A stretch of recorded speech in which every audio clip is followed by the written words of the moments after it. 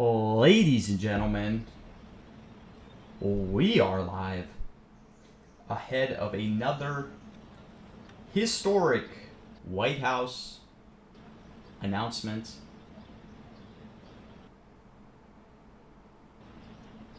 For those who have not watched one of these cabinet meetings before, be ready for a 5-hour long meeting.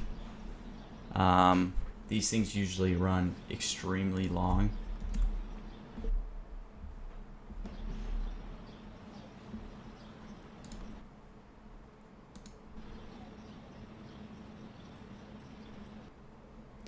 This was not even supposed to be open press. It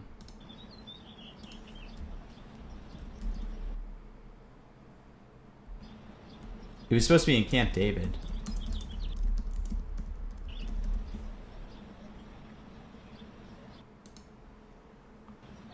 But they rescheduled this to the White House, apparently due to weather.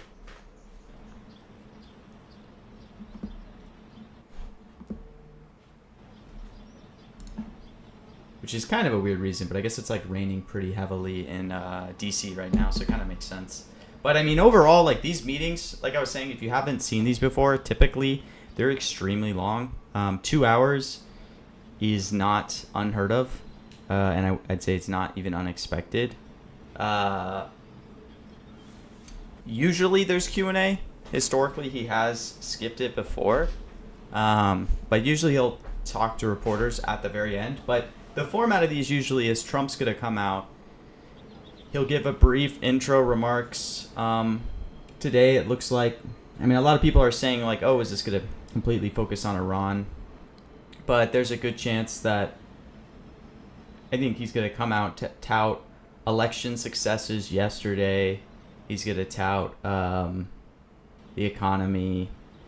Probably we'll talk about J.D. Vance's anti-fraud task force, or maybe let J.D. talk about that. But basically, usually Trump gives a brief opening remarks for a few minutes about how great the administration is doing, yada, yada. And then they toss it to every cabinet member to talk. They go kind of all around, which is why these things tend to drag on very long. And then at the very end, usually he'll talk a little more, and he'll have the press be able to ask questions. The other thing is, like, as members of his cabinet talk too, he'll let other people, go in between. You full ported dust, yes, because of nuclear dust. Yeah, I don't know. It's actually not terrible, I guess, but I don't think he's gonna. Yeah, probably more of a Q&A strike, but I don't know. It's kind of hard to price.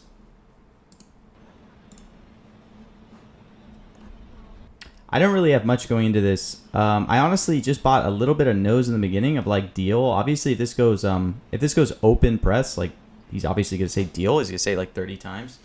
But I figured with the whole Camp David thing, probably at least a 5% chance they could do something weird with this cabinet meeting in the sense of like kicking out reporters or something. I don't think it's likely, but that's why I just bought some nose pre-market, and then I'll probably just watch this live. Hopefully it gets some liquidity. I'll probably put up a ton of bids and try to just fill some things throughout the speech, especially if this drags on and, he starts kicking it off to other members of the cabinet. Maybe some of these prices will get cheap.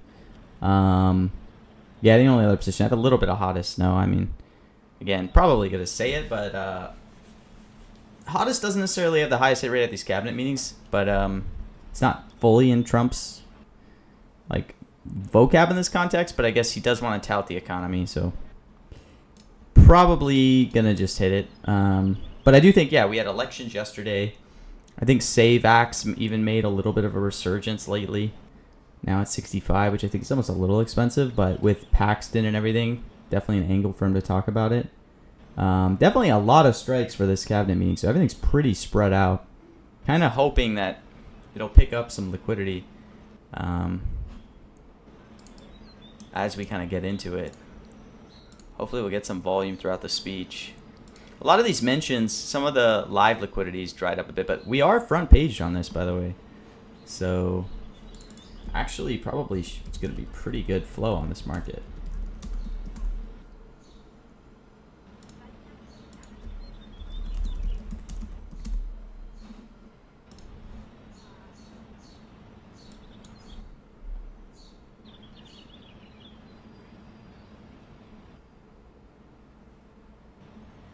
I really don't think it's going to focus on Iran as heavily as some people think. I mean, obviously it's going to be a big talking point, but given he's bringing his whole admin here, like Iran 5 plus probably makes sense at 85 cents given how long it's going to be. But I mean, if he doesn't take Q&A, this strike is like going to be really tough. If he doesn't take Q&A, because that's like where all this is going to come. Hopefully going to be able to pick up some contextual clues as the speech goes on of like how long or short he plans for this to be. He has switched up his cabinet meetings in the past because they really used to be like 5 hours. So he would start to introduce things to kind of shorten it down. Cuba, no.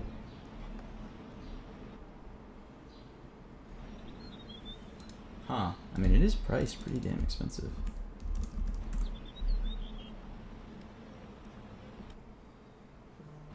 I mean, there's that Castro indictment thing.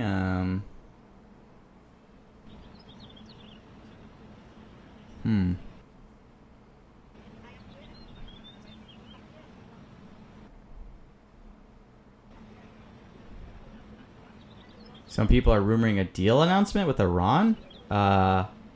No, I don't think that could really happen here. That would be insane. And it's also, the deal is supposed to be still at least a few days away at a minimum. Supposedly Iran sent a draft or final MOU that we're like reviewing, but now the White House is saying it's not a real MOU, so oil's going back up again. Trump's support for the CFTC? Oh yeah, I mean, there's no question we'll be safe under the Trump admin for PMs. It's just probably after that. You know, it's both good and bad to have Trump come out and say that, because good thing is it means during Trump's term they'll probably be completely fine. Bad news is it might turn it into a partisan issue, and then if Democrats win in 2028, they could, go against prediction markets.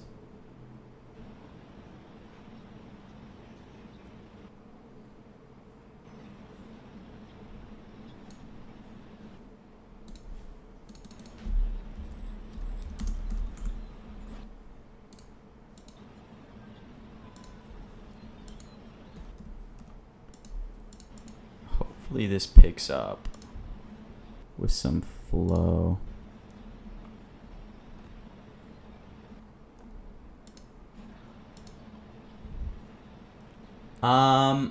I mean, it's weird, Delirio, like,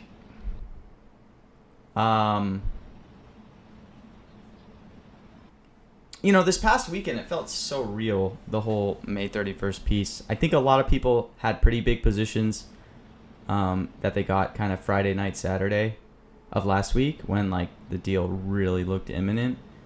And then the deal is kind of backtracked now. Like, it looked like there was a real chance Saturday Trump was going to truth out Saturday night that they've agreed to this MOU and that, But, I don't know. Now it's obviously gotten a little more shaky. I think Trump clearly wants this war to end. It's just really bad for the midterms. It's really bad for Republicans, obviously. And most people don't support it. Affordability is going to be an issue. Inflation's getting kind of somewhat out of hand with energy prices. So, it's just, there's very bullish sentiment on peace. But obviously we've been through this a ton before. And anything can just backtrack this at any moment. So, who knows, really.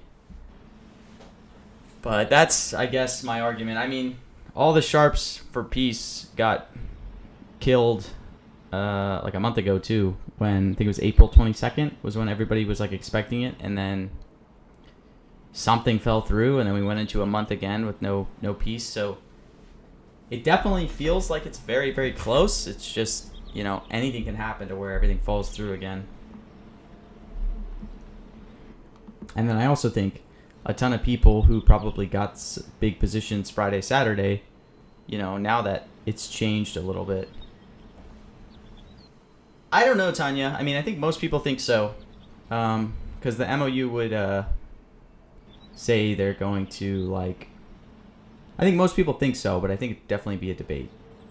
I guess what I would say.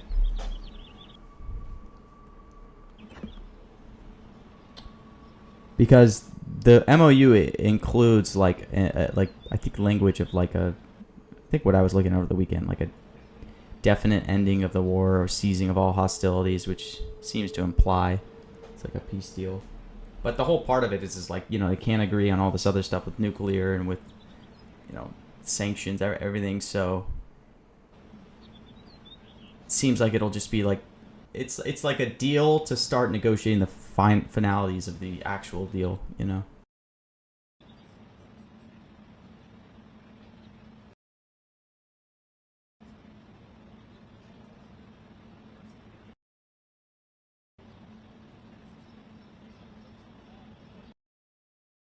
Oh, sorry, my mic cut out. But it seems like they want to push out all the hard stuff to later in the negotiations, you know.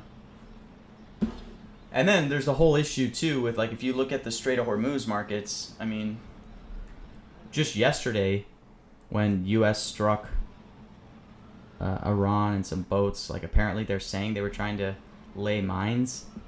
So, you know, what's going on with that? It's a little weird to be on the precipice of peace and be dropping more mines in the water. If that's true, I mean, who knows if it's actually true? So it's just very weird all throughout. Yeah, Grant, I don't really have big positions personally. I mean, I like, all I'm really holding, I bought a little bit of deal no. Not that I think he's not going to say deal, but it's more so just a hedge of, like, if this event potentially is closed press or they kick out the press, there's maybe a slight chance, like, you know, what I would mainly focus on, right, is not specific positions I'm holding, but, like, the way I'd look at this event is if this is a traditional cabinet meeting, this is going to be 2 hours long. They're probably going to sweep most of the strikes because these things drag on extremely long. The typical format, right? Trump will give opening remarks, then he'll toss it over all his cabinet members who will all talk for a few minutes. Then he'll do slight closing and then typically open it up to the press a little bit. But there's obviously a lot of questions because this was supposed to be in Camp David, this meeting, which is closed press. And it also made a lot of people think that it was going to talk more about Iran. But due to weather, they rescheduled it here. So that's why, like, there's a little bit of uncertainty of, like, could this be a bit of a different format from previous White House cabinet meetings? I think potentially. I mean, most likely, right, it's just going to be the same thing. We'll get press in and everything. But, yeah, I mean, I'm mostly going to just watch this live and get positions live just based on any contextual cues they give of, like, if they're going to be taking questions, things like that. Because Trump can change these at any moment. I mean, in the past, he's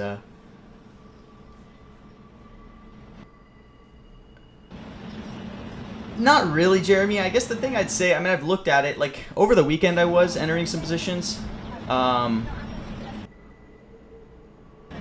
You know, looking at, like, the Hormuz market, the nuclear deal market. It's interesting because the nuclear deal market on Kalshi traded at a huge discount to, like, Poly because people felt like it was really hard for the Kalshi market to go yes. But then when reporting came out this weekend on, you know, what were the terms of this new deal, the Kalshi market pumped because it explicitly included, you know, like, sanctions and nuclear and which is weird because it's like it always would have included that. I don't know why it reacted the way it did, but anyways, I mean, I don't have any positions on those markets.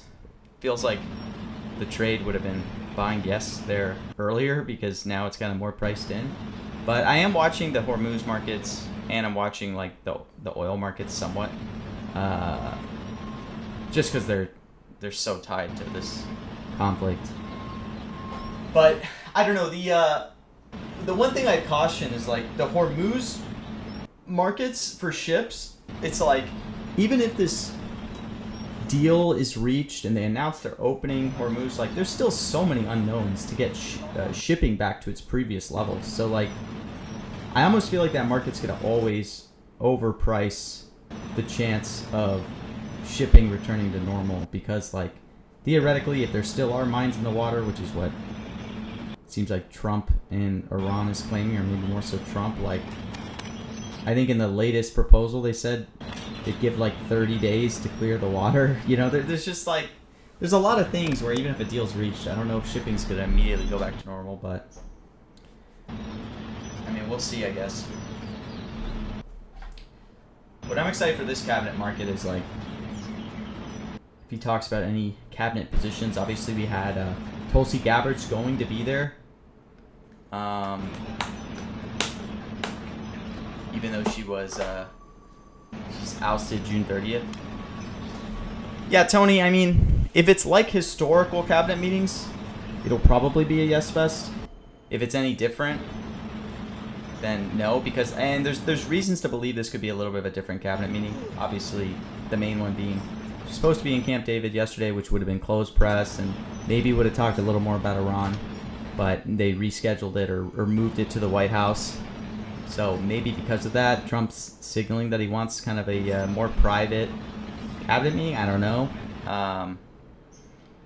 So if it goes in like normal and this is a regular cabinet meeting, then yeah, this is probably going to be a yes fest. That's why prices are where they are. Everything's at like, you can just see almost everything's at like 90, at least at a lot of these top strikes, because, you know, like if this is a normal cabinet meeting, this guy's going to say deal like 40 times.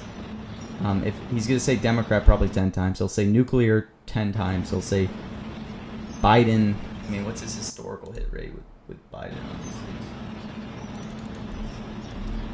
things? He'll probably hit Biden at least 5 times. So, but if it's not, if there's a little bit of changes, then it could obviously be different. Like if there's a world that they kick out the press, I think it's extremely unlikely, but maybe north of 5%. That's the only reason I bought a little bit of cheap nose on deal.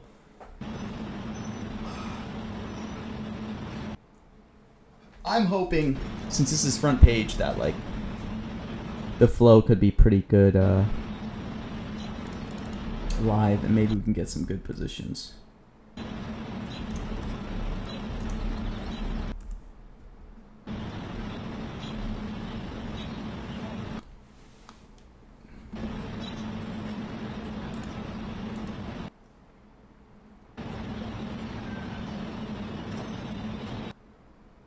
Man, it's going to start late and it's probably going to drag on late as hell.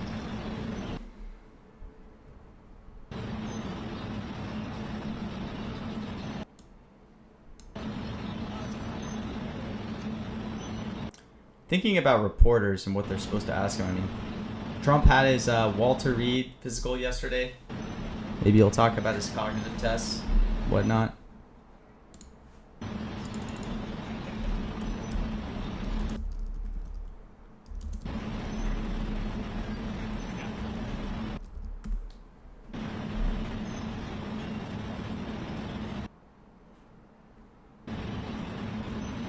Yeah, no Democrat strike. I think there's still Democrat on the weekly. I mean, Democrat should be like 90 fair if it was a strike, by the way. There's no world he dodges that.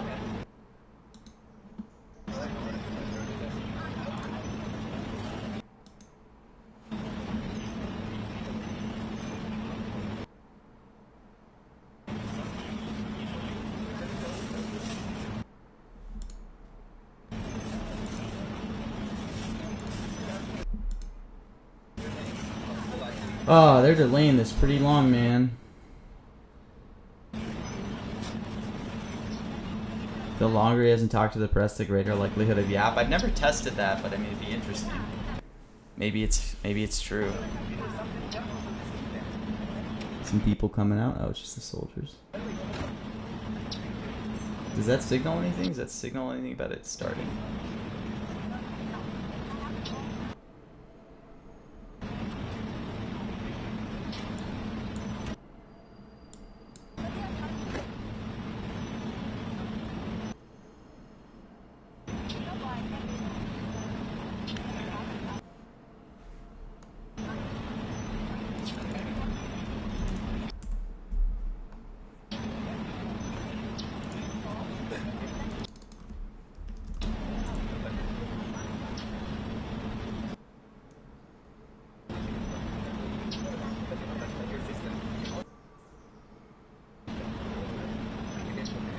The soldiers have aura. They kind of do. It is crazy watching all this, all these White House events. It definitely romanticizes DC to me. I'm like, it'd be kind of cool to just go there. You see all the nicely mowed grass, the lawn.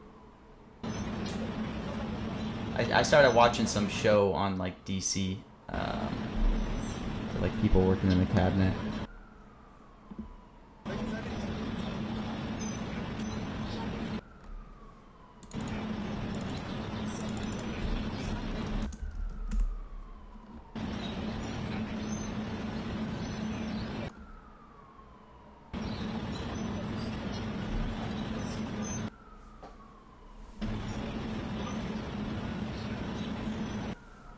Yeah.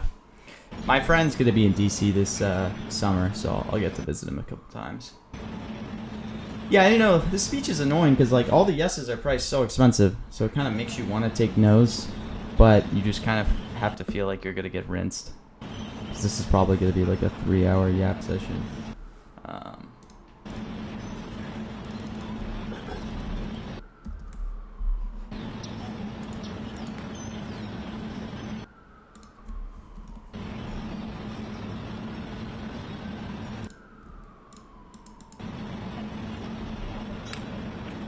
2022 is pretty rough. Lots of homeless people, kind of dirty. Yeah, I've lived in LA before, so I guess I could take it. But I feel like it's very expensive. I'm still looking at other places to live. Maryland actually came up. That would be nice. I just want to get an apartment that's like $2 to $3K a month. Just something very cheap. And then it's like, oh, so little to worry about. Cognitive is very high, by the way. Cognitive people are pricing like 65 because he just went to Walter Reed yesterday, so they think he's going to talk all about his cognitive tests. Maybe reporters will ask him about the Walter Reed visit.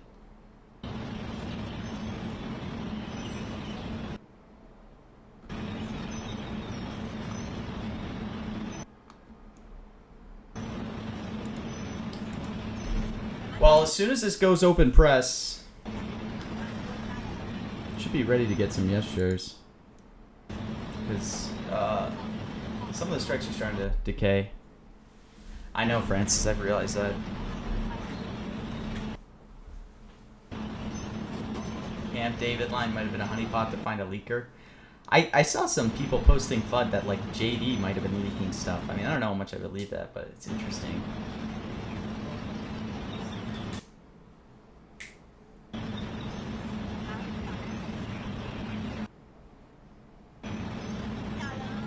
Tell you what, that race yesterday.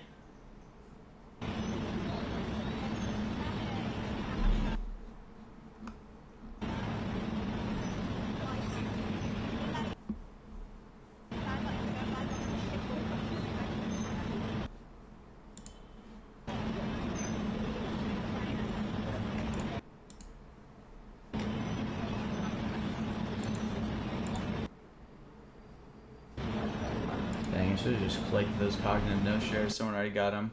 I think no is definitely good. Sub 40 cents for cognitive. I don't know. You can be that. People can be that confident it's gonna come up, but price has already kind of moved.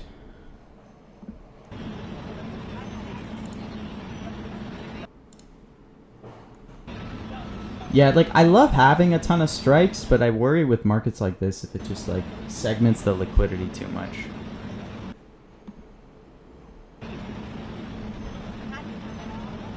We have almost 30 strikes now, if not more.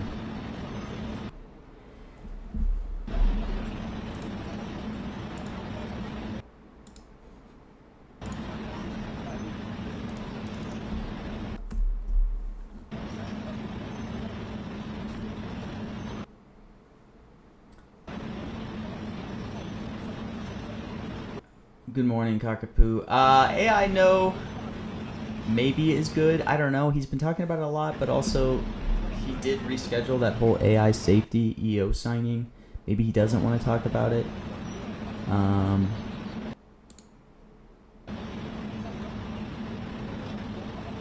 But given he's supposed to talk about economy, probably something that comes up. DNQ kind of getting up there, by the way. As soon as White House makes the stream live, by the way, prices are going to move immediately.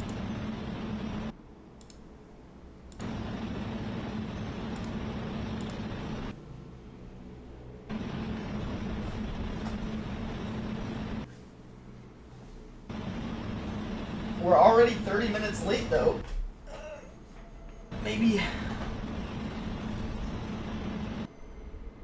I mean, I don't think it's going to be close press, but it would be nice.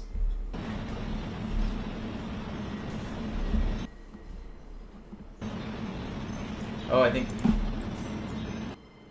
Oh, yeah, White House is live.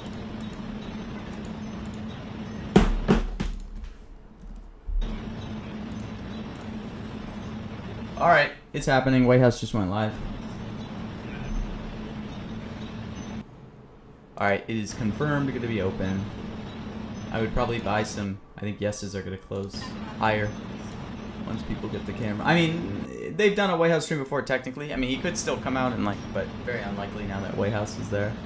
I don't know if I want to use the actual White House stream though.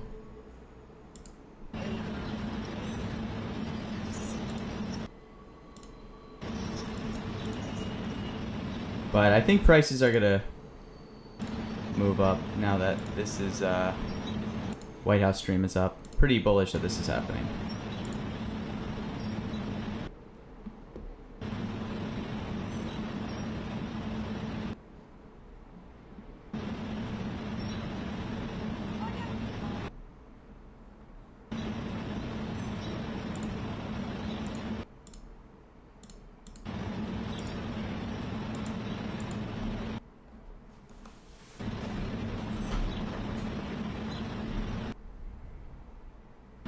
Yeah, I think Cognite's a good strike or test. I like Cognite because it's kind of like he could say IQ test, right? There's a lot of ways he could weave it. I personally think like it's more of like a 50-50 strike. I'll actually, but I guess this Walter Reed thing's kind of hard to price with it, right? Like how much is this Walter Reed gonna increase its fair value if he talks about it?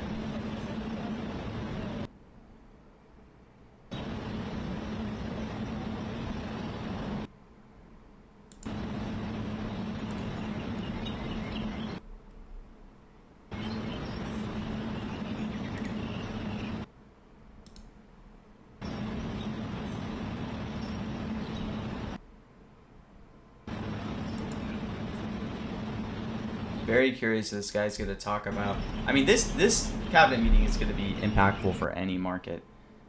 Like, so much you can talk about. In terms of, like, oil, in terms of Iran, in terms of...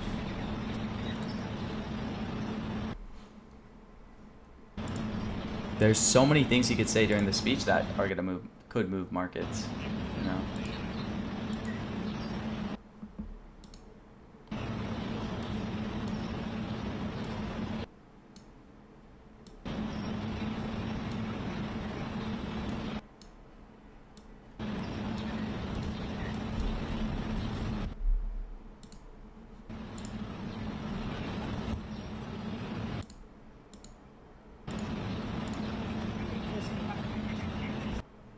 Well, White House stream seems to not be freezing. In terms of men, I mean, that's definitely a topic that'll come up. Well, it could with Save America Act.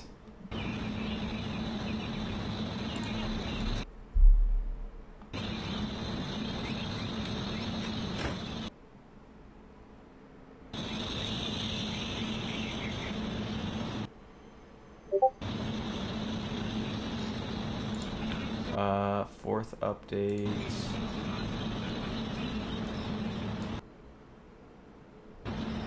Meeting will be live streamed. So yeah, it's for sure going to be open. I think DNQ knows probably already bonded, yeah. Yep.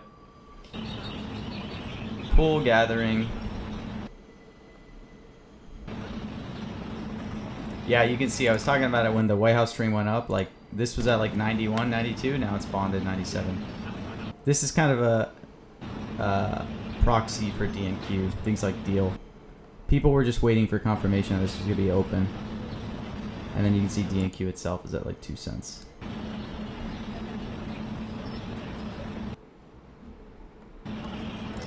Would be nice to try to get top bid on DNQ no.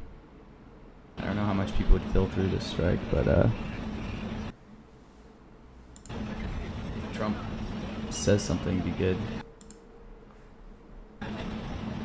All you need him is to say like one word in an official capacity.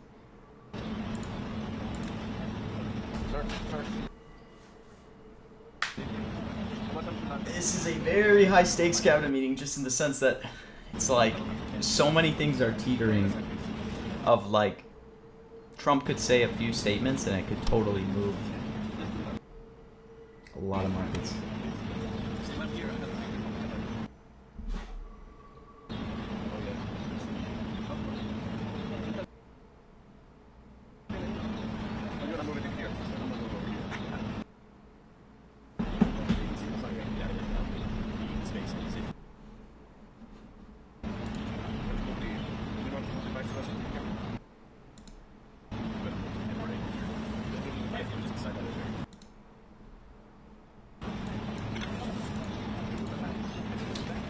Yeah, I really hope the White House, like the Twitter White House, is updated.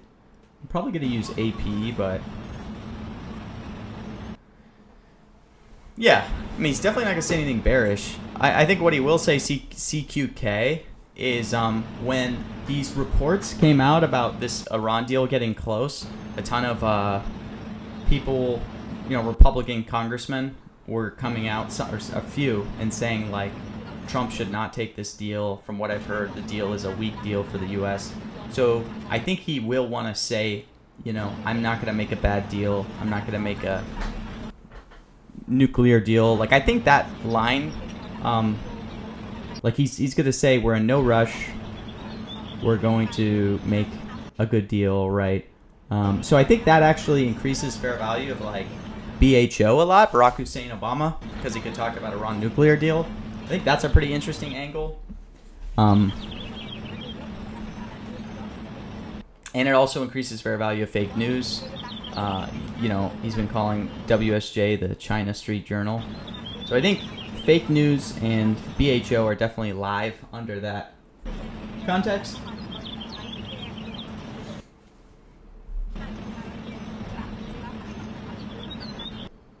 I mean, I guess that's the only, like, maybe bearish stuff he could say is, like, we're not rushed into this deal. We're going to take our time, wait for a good deal. Yeah, he's definitely been off BHO lately. I'm just saying, if he wants to create a divide between this deal he's trying to create now, he could be like, look what happened when we rushed and got BHO's Iran nuclear deal. Because that's typically the angle that comes up. But you're right, it has been out of his language lately.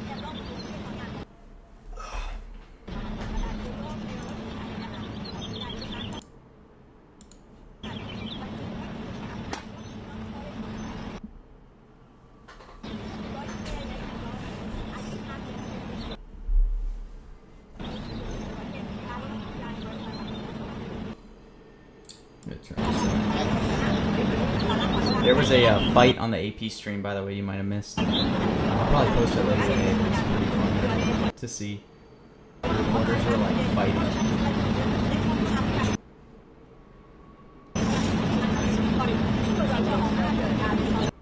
Yeah, the White House stream is still kind of annoying, so we're probably going to use the AP stream. Alright, that audio is kind of loud.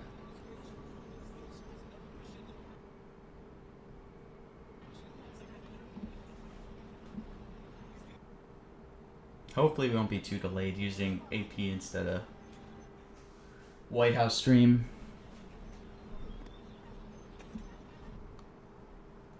Hey, nice. What'd you buy on Hokel? I don't typically play Hokel. Did it get any decent volume? Maybe I need to study Hokel more.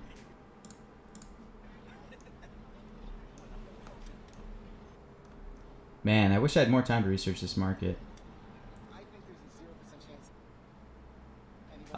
Trump doesn't say peace all that much. So a lot of people might blindly think because we're close to a peace deal that he's more likely to say it. I actually think he's less likely to say peace when we're in a conflict, because usually he says peace in reference to kind of his first term and peace in the Middle East. So I think the current conflict lowers the probability of him saying peace. He's more likely to say they want to make a deal, not they want to make peace. So yeah, usually peace comes up either in his catchphrases, peace in the Middle East or peace through strength, which are both kind of less likely in this context. But I mean, it's priced like that. You can see peace is like 60 cents now. Iranian reports. I will take that with a heavy grain of salt. But people are actually believing it. Let me make sure I have all my stuff open. I really want to make sure I'm actually watching this. Dude, if Trump made a deal, that would be pretty crazy. But I don't trust those reports. I know, I just saw that too. May 27th went up to like 17 cents for a second. Is that just all Arabia? Oh no. That's just White House. They're just saying it's going well.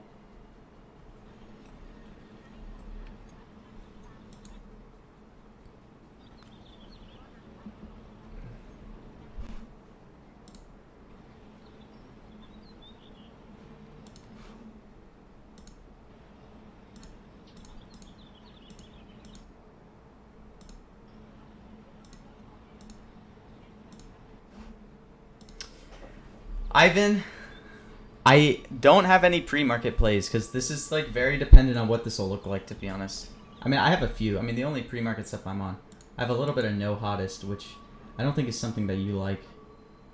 Especially lately, this guy's been on hottest a ton. So I'll probably get cleaned up there, but I don't really have any big positions pre-market. I kind of want to just play this one out live so we get more info on like what is actually going to happen. Because I also know the format of these cabinet meetings like really well, just because I watched like every one of them. Hey, there you go, go party time. 250th. I would say, Ivan, my favorite strike is probably trans. I've just made so much money on it. Almost always on the yes side.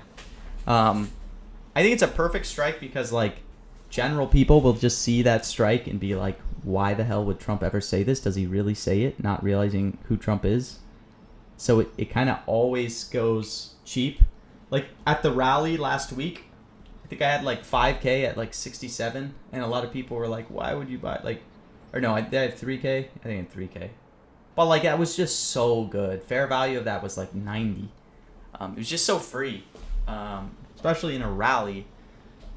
I don't know. That's why that's probably my favorite strike. Yeah, they really don't. And I mean, I get it. I remember when I first looked at the strike, when I first got into mentions, I was like, does this guy really say that? That seems kind of bizarre. And then you learn that it's his favorite talking point.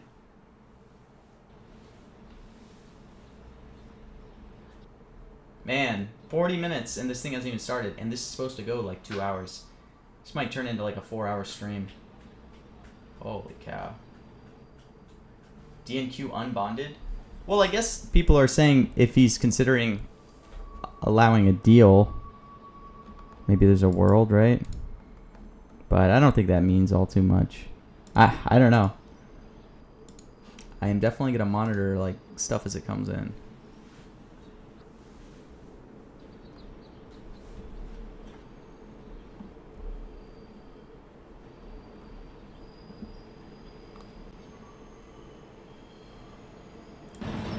I don't think I can hear the press saying anything.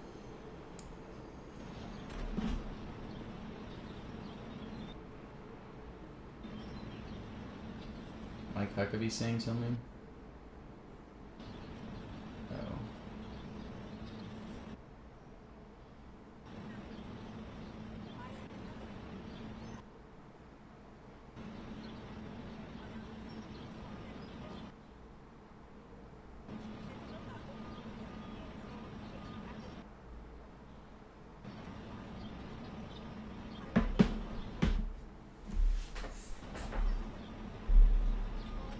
Doesn't matter if the word's real. It gets his base going. That's all Trump cares about.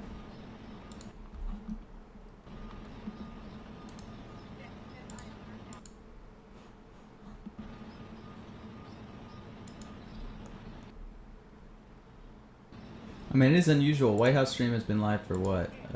Like 10 minutes? 15 minutes? Definitely longer than usual. Usually they put White House stream live like a few minutes before he goes up. He's dragging on a bit. You're right. You're right. It's been 40 minutes, Donnie. It's coming.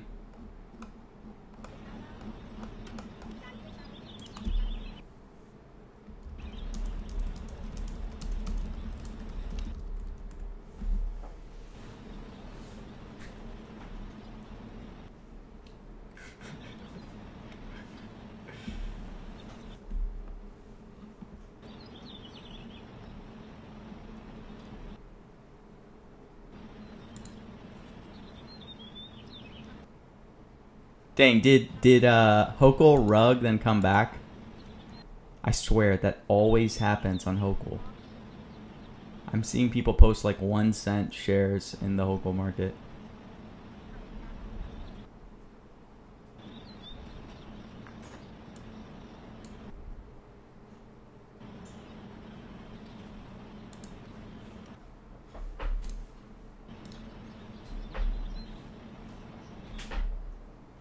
Bonner's got, look, I got the tiny mismog. It happens so often on Hochul because... I know, Ivan, that's the angle, but I think it's overpriced. I think no is good. Because he can also say IQ test. Honestly, if it gets cheaper, I'll buy some no's. Ah, actually, there are a little bit of no's. I mean, people are pretty bullish on this. Alright, I picked some up. Wow, people are pretty bullish. Let me see. I also think...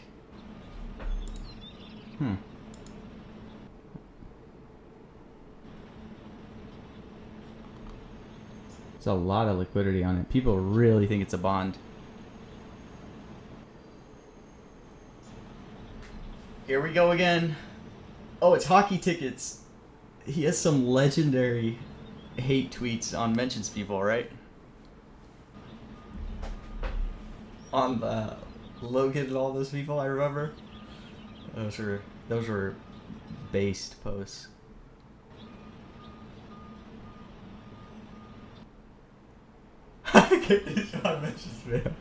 Yes. Bring it back, dude. More posts. Your old posts were legendary.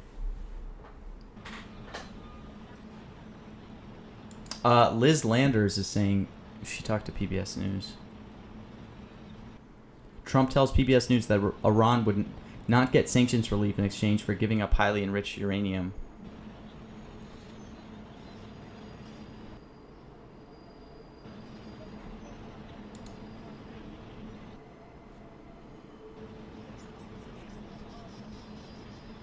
So another uranium hit in this CBS quotes.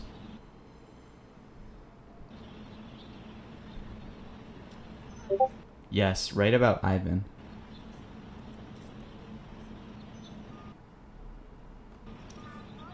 Alright, only a uranium hit in this.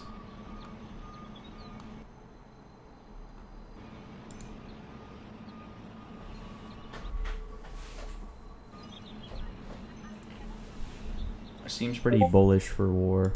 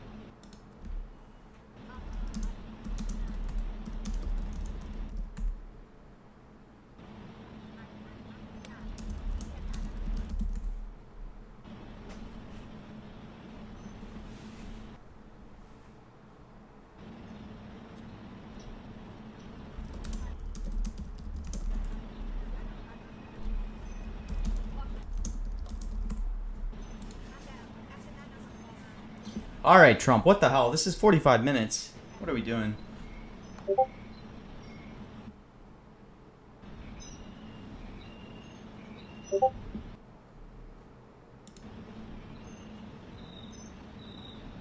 I mean, it's pretty hard to price, Jeremy, but I just think it's overvalued. Because people, I mean, I don't have a huge position. I wanted to get some in the low 30s, but it's kind of moved up again.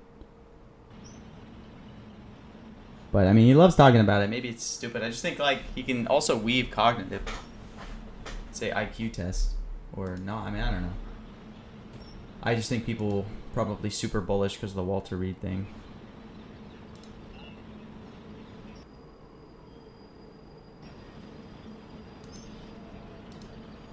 I don't really have a fair value, though. I have a little bit of nose at 37. I definitely liked it in the 30s. But, I mean, I'm probably the idiot here. I mean, look at the order book. A lot of people want to get yeses, so I'm probably the dumb one underestimating this.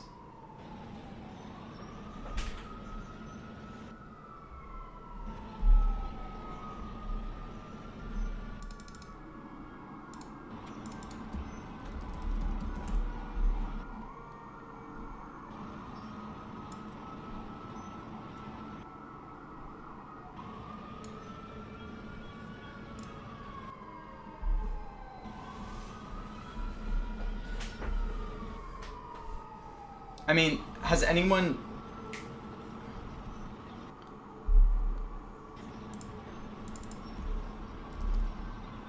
Alright, let me see. Let me look into the historicals.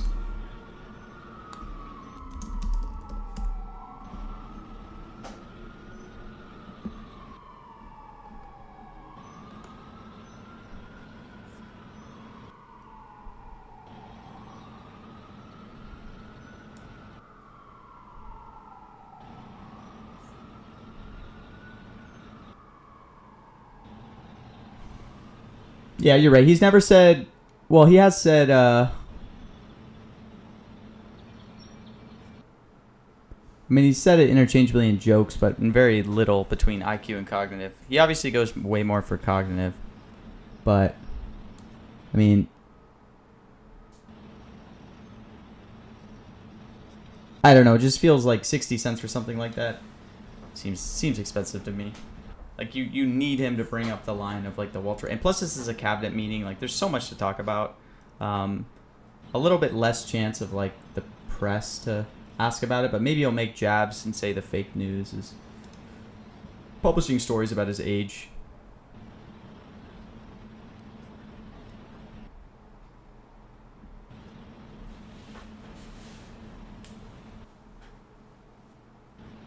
Man, this is, like...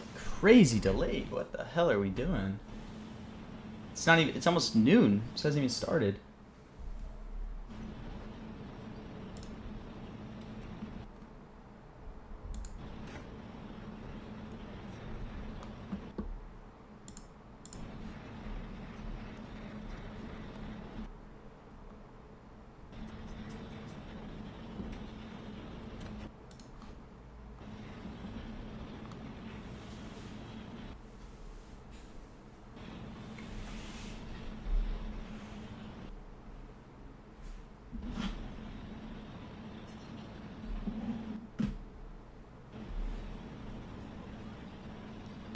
Weird these like PBS things are coming out. I guess that these must have been talks either this morning or last night.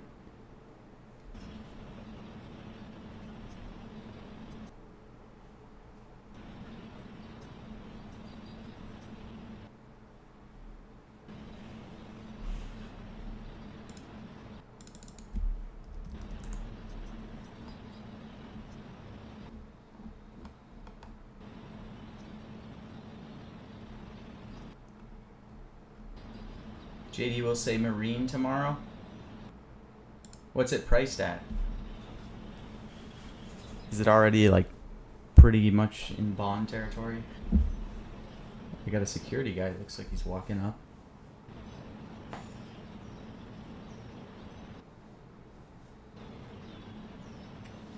Man, this is late even for Trump. What are we doing?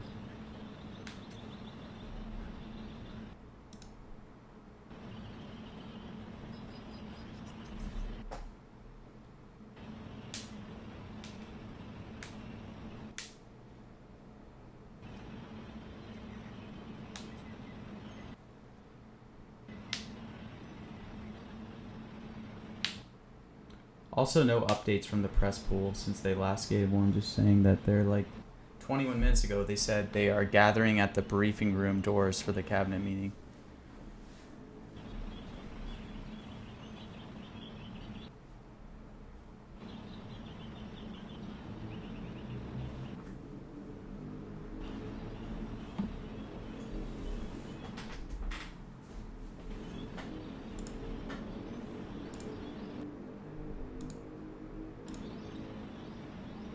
You actually bought DNQY?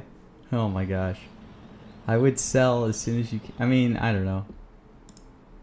Do what you want.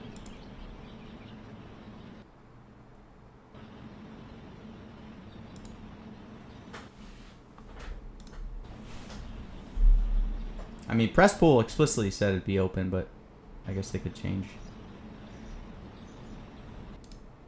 I don't know what the fair value is.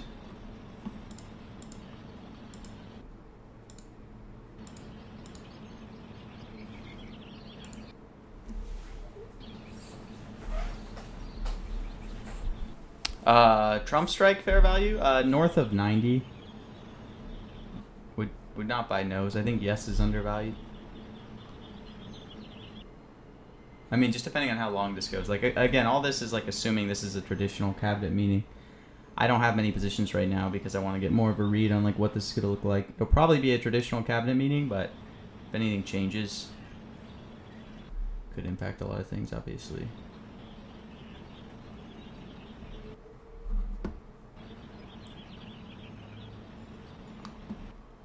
I am eagerly awaiting updates. I mean, what the hell, man? It's about to be an hour.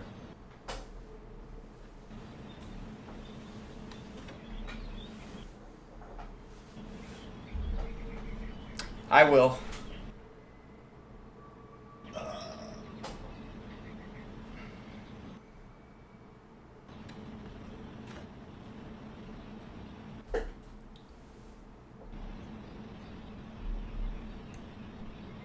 Man, I don't think it's normal for them to start this 1 hour late. This is disrespectful to Mentions enjoyers.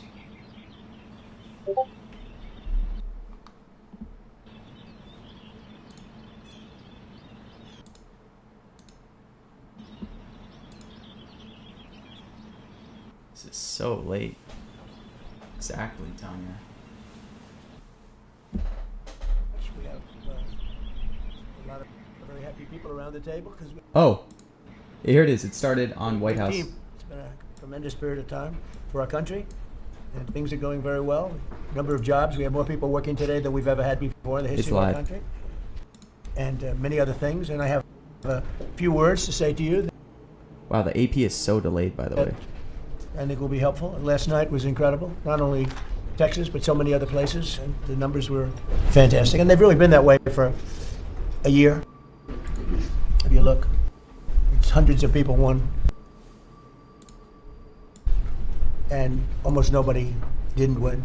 So, but last night was very, very powerful. So I'm thrilled to welcome everyone to the 12th cabinet meeting of our administration. This seems like a normal cabinet meeting. Something that no administration's ever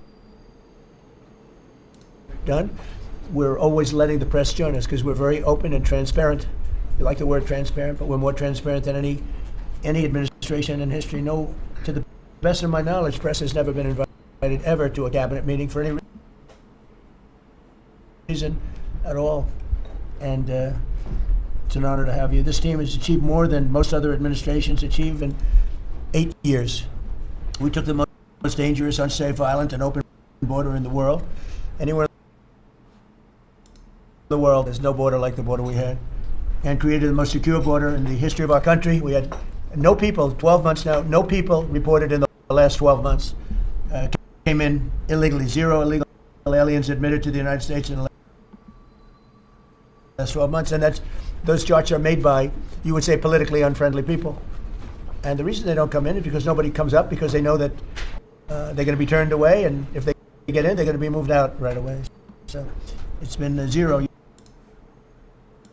You're the one that do the reports. I'm actually surprised by the number because I don't know how it can be 0, but they say it's 0 for the last 12 months. In 2025, we achieved the largest drop in the murder rate ever recorded. So the murder rate on crime in the beginning, quite high, and we achieved the largest drop in the murder rate ever recorded to the lowest level in 125 years. That's the year 1900. And that's despite the fact that many people came in from prisons and Mental from institutions, very rough whatever. countries you and say. from mental institutions All this regular stuff.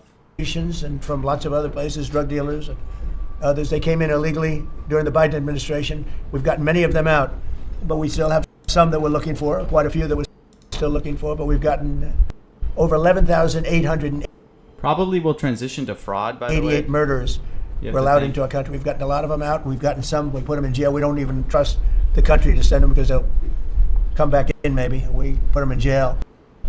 11,888 murders, more than half of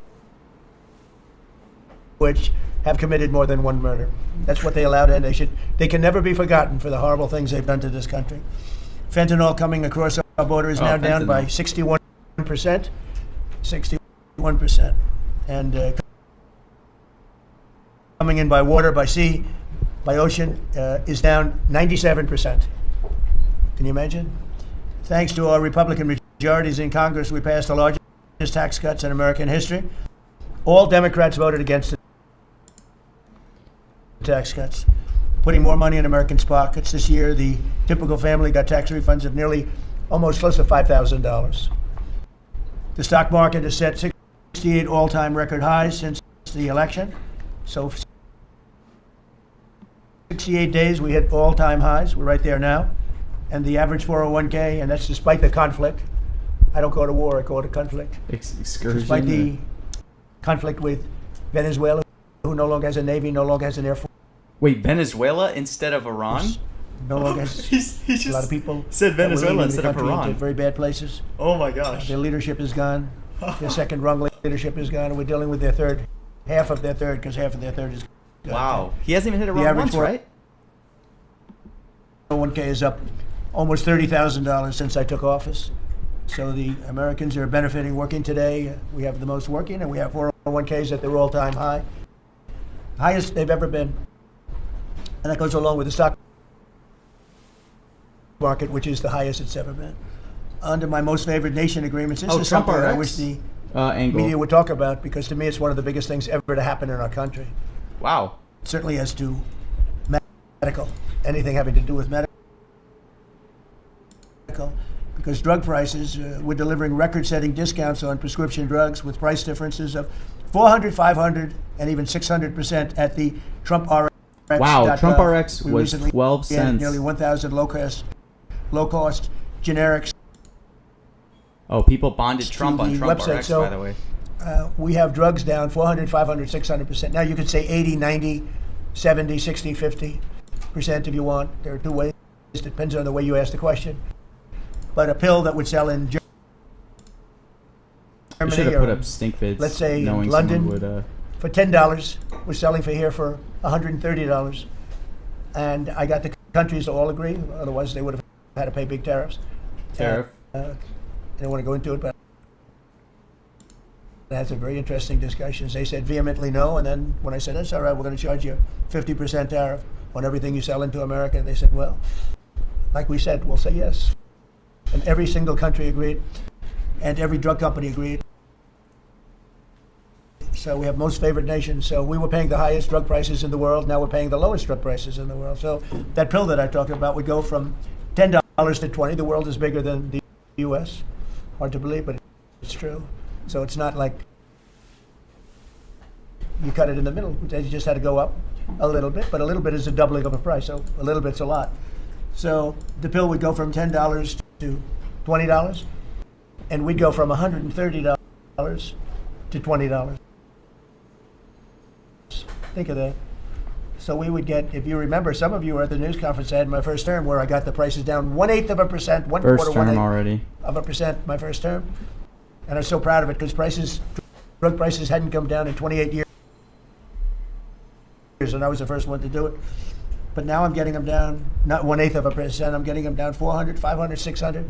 Or if you want to use it a different way, you could say 70%, 80%, 90%. I mean, 50%. oil's likely, but it's not as much of a bond. Nobody's ever seen anything like it. And I got that through, well, everybody knew it was taking place, but we paid the highest prices anywhere in the world, now we're paying the lowest prices anywhere in the world, and the press refuses to write about it. I think it's Definitely the a big biggest thing fake news. for healthcare. angle. So much of it is prescription drug prices and drug prices. And with them coming down, the healthcare is going to come down very substantially. We recently added nearly 1,000 low-cost generics too, as I said. And Mark Cuban. that's the angle for Cuba, by the way. Could 1,000 bring up Mark drugs. Cuban. And it's all on. And this was not given by me. This was given by Dr. Oz and Bobby. And I, wasn't sure whether or not I loved the idea, but they said we want to use TrumpRx.gov. Oh, there's Trump. Is what it is, and it's the hottest site I think anywhere on the planet. From hottest. what I understand, Bobby, right? It's really great. People are calling up and they're buying drugs for a fraction, Hottest for site, literally really? a fraction of the price. And it should be the biggest story. And on that alone, we should win the midterms. What a hottest angle, by the way. On that alone, we should win the midterms. But the press doesn't talk about Hottest it. It's site. the biggest thing to happen in the drug industry ever, maybe, ever. How is And he the press lead doesn't even wanna fake write news this stories whole about it. time? We made the largest ever investment in U.S. military, $1 trillion, and we're asking actually for $1.5 trillion for the coming year. And we have the strongest military anywhere in the world, as you know. You saw what we did with Venezuela. That worked out very quickly. And we're doing really equally as well with but again, people don't want to write about it, with Iran. Iran is very much intent. They want very much to make a deal. So far, they haven't gotten there. We're not satisfied with it, but we will be. We will be either that or we'll have to just finish the job.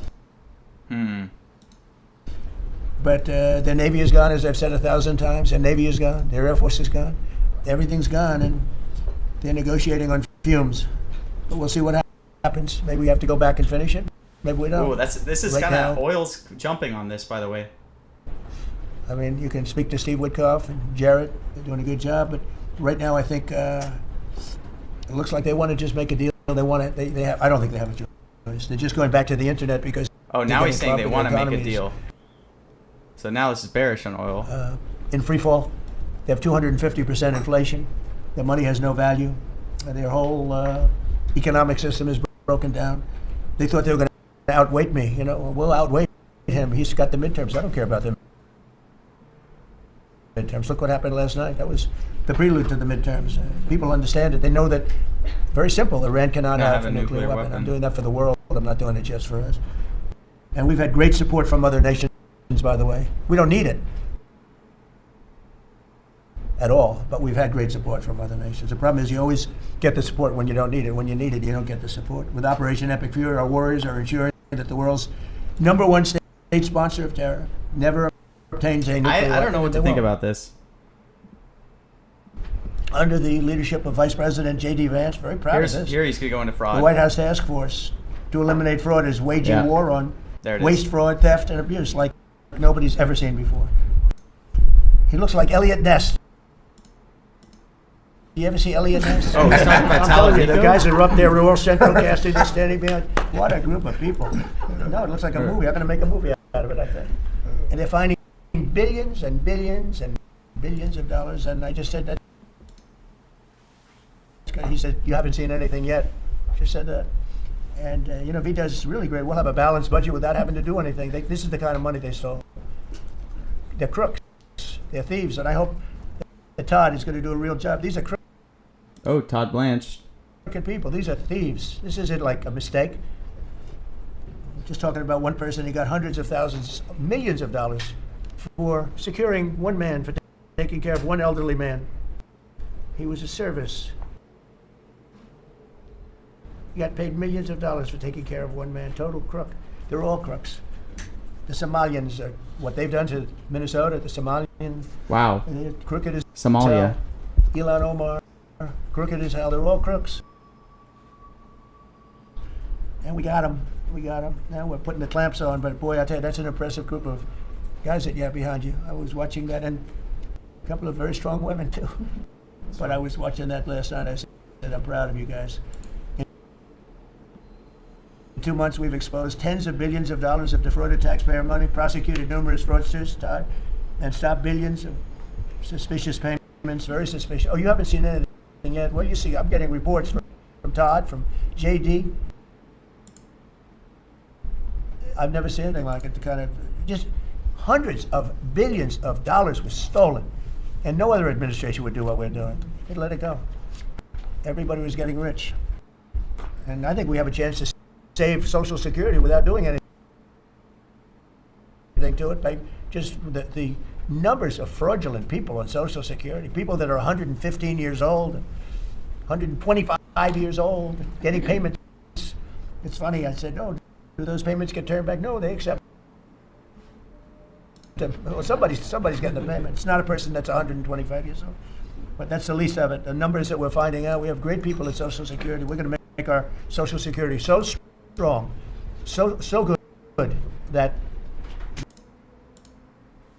you'd never see anything like it. We're going to protect. I said right from the beginning, we're going to protect our people in Social Security.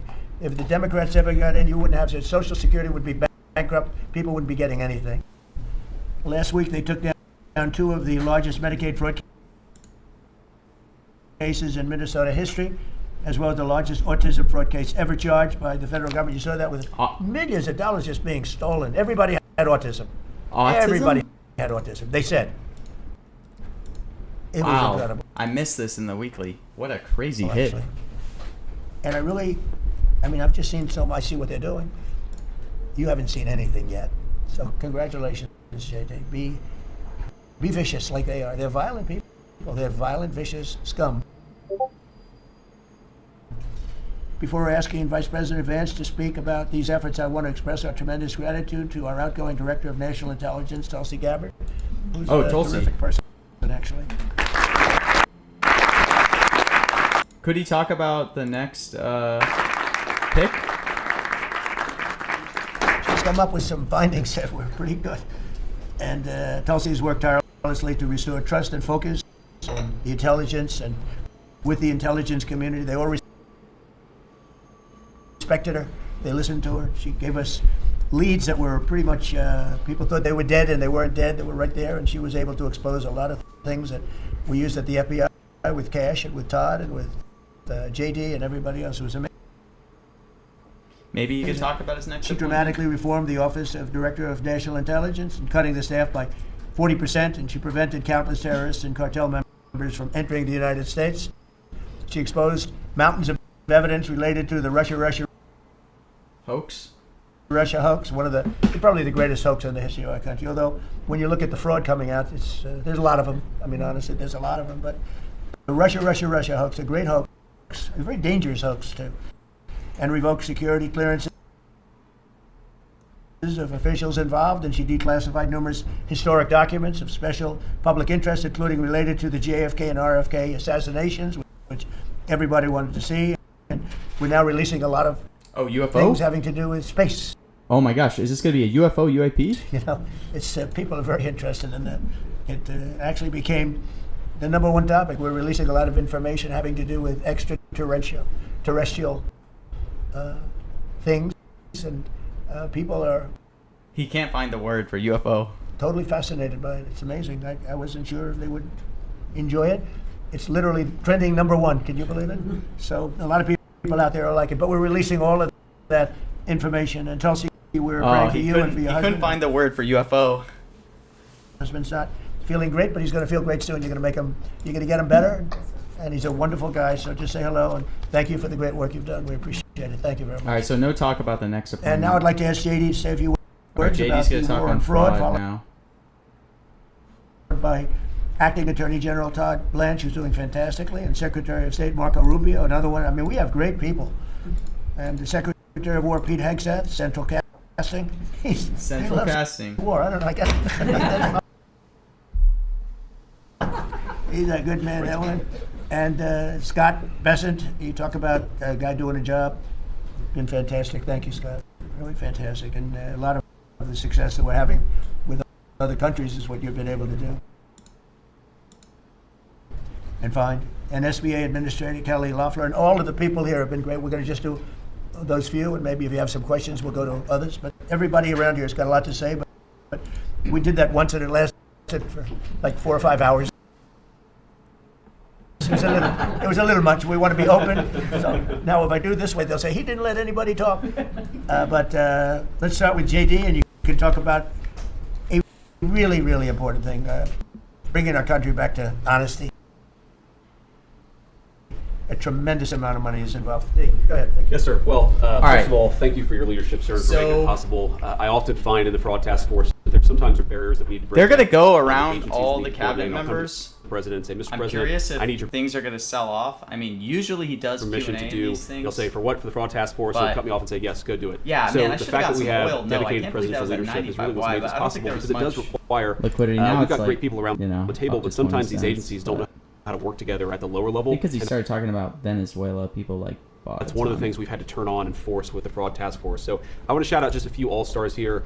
Linda at the Department of Education has been amazing at finding student loan fraud. You've got people who are either illegal aliens or aren't even actually real human beings who are getting hundreds of millions of dollars from the Department of Education for student loans. We have cut that off. We found a lot. We're going to find a lot more. Scott at HUD has been amazing because a lot of the fraud that we see is housing fraud, people claiming benefits that they're not entitled to, or against, or sometimes completely made up people who exist purely to collect fraudulent money from the American taxpayer. Brooke at the Department of Agriculture, something I had no idea until I started this work, sir, that we send hundreds of billions of dollars to the states to administer the food stamp program. The federal government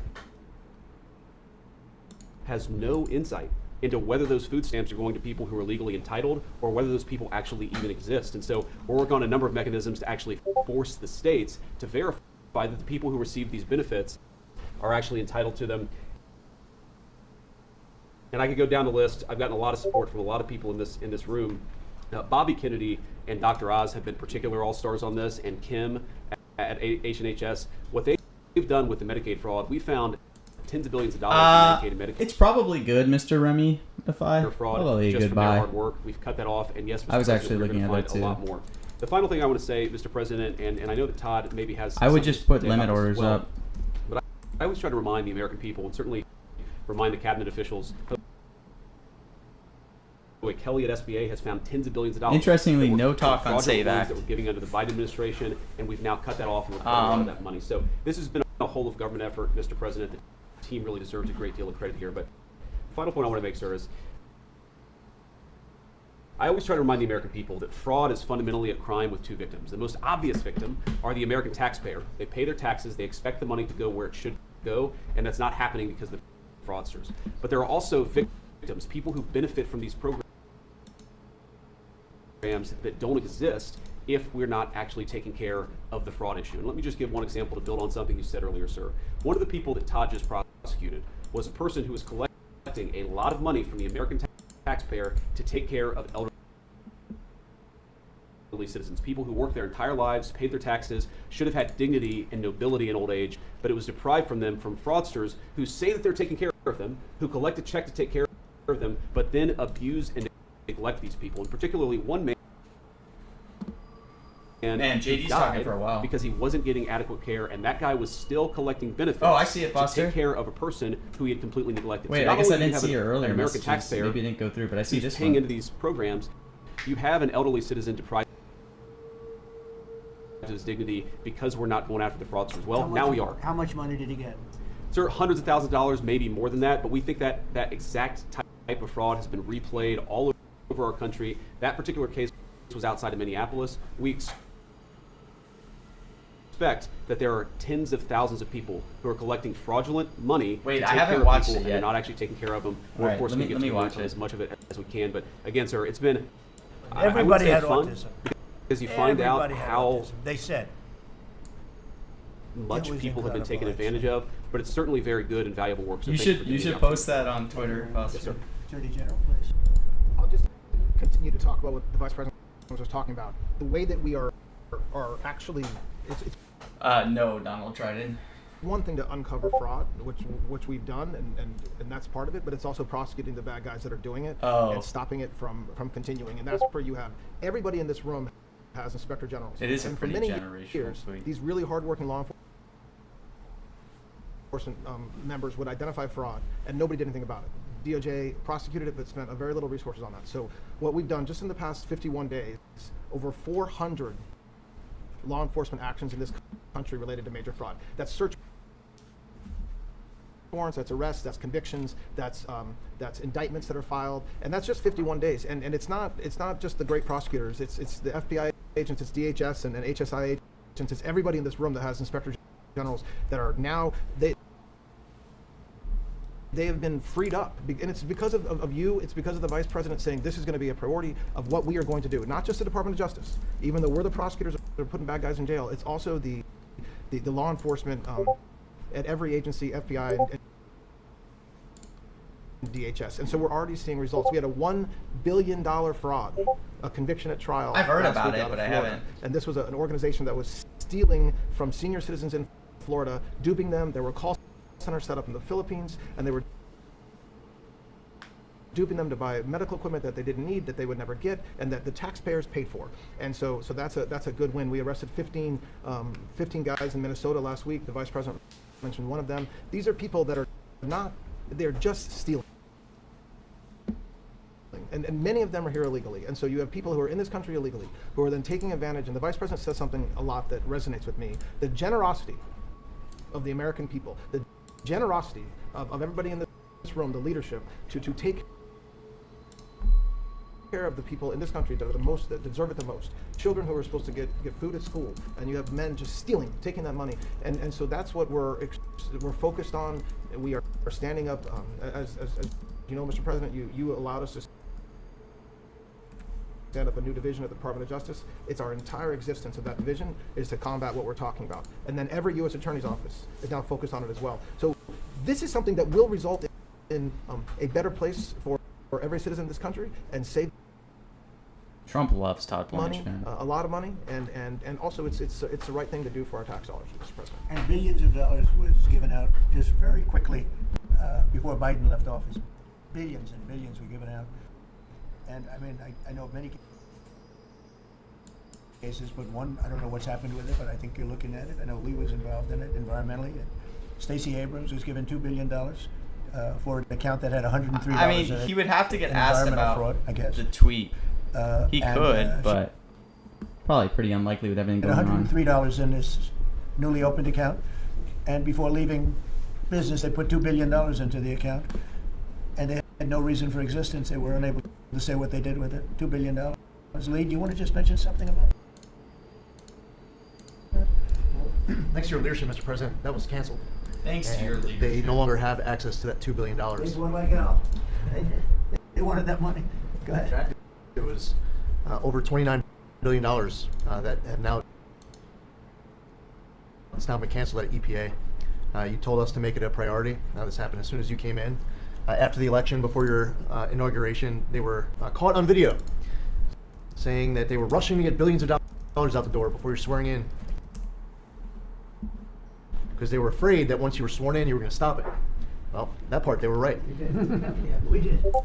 Great And job. we're happy to do it, Mr. President.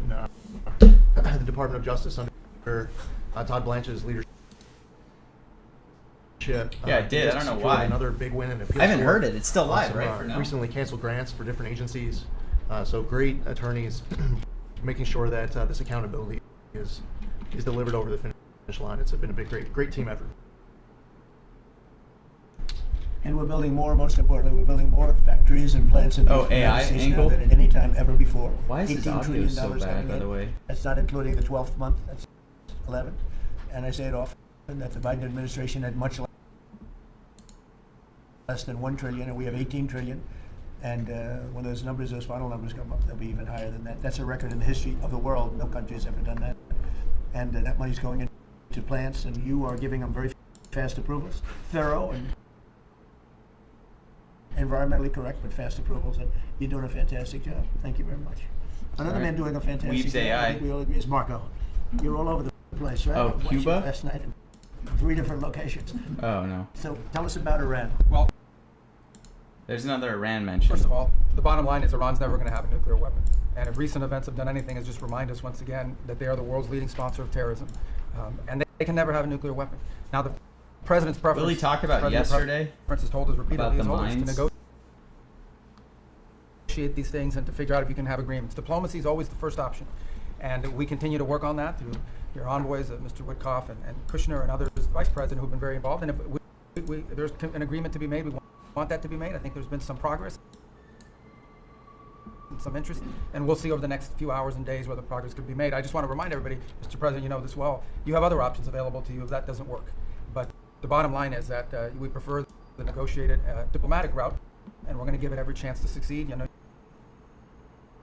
you're giving it every chance to succeed, Mr. President. But here's the bottom line, because I keep getting asked, what is this all about? It's very simple. Iran and these Cannot people in charge of have Iran can never have a nuclear weapon. nuclear And weapon. they will never have a nuclear weapon, and they most certainly will not have one as long as you're President of the United States. On that point, it's very clear. All right, what's he Just gonna two quick comment things I on want to touch Iran, upon. maybe? One, you touched upon the border and security. Part of securing our border is dealing with the people that are in this country unlawfully, many of whom do not want to go back to the country that they originally came from for a variety of reasons. Either we can't send them there, or some judge ties us up. And one of the key things we have achieved is now 20 countries have signed third country national agreements, meaning these are safe countries where individuals who refuse to go back to their country of origin can be sent to that country instead. We've gotten 20 countries now around the world who have signed agreements that allow us to deport people to those places. What often happens when you go to the person who's here unlawfully and say, we're going to send you to this third country, is all of a sudden Man, they decide prices they'd rather are go back really to their home country resilient on instead. all of these strikes. So it gives the ability to enforce all laws, and we work very closely with the Department of Homeland Security on that front. Something else that I know is concerning people, because it's on the news, is Ebola.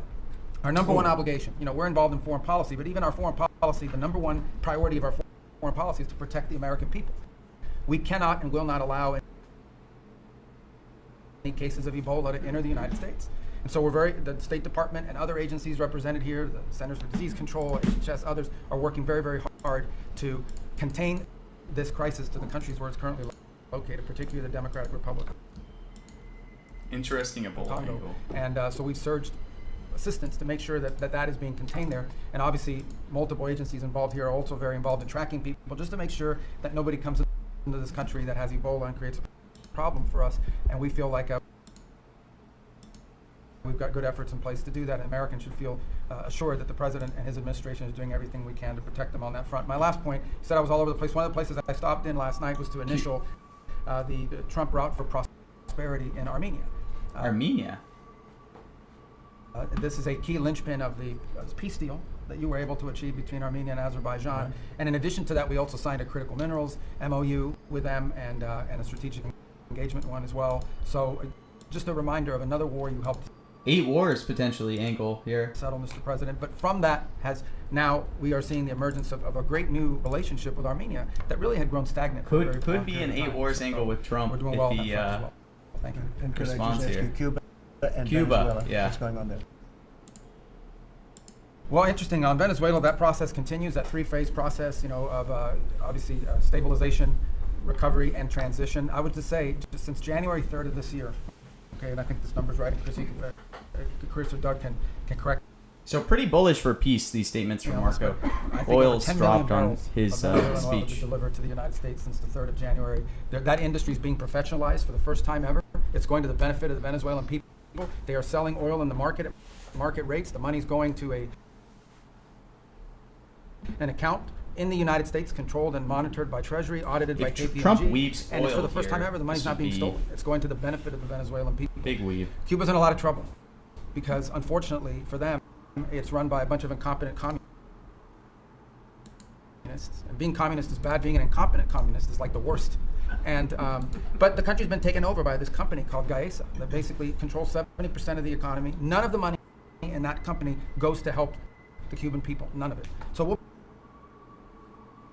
be talking to them. We'll be working on it. You know, we want something good for the Cuban people, and hopefully there'll be a good outcome there for them. There needs to be. It's 90 miles from our shores, and having it a failed state 90 miles from our shores is a threat to the national security of the United States.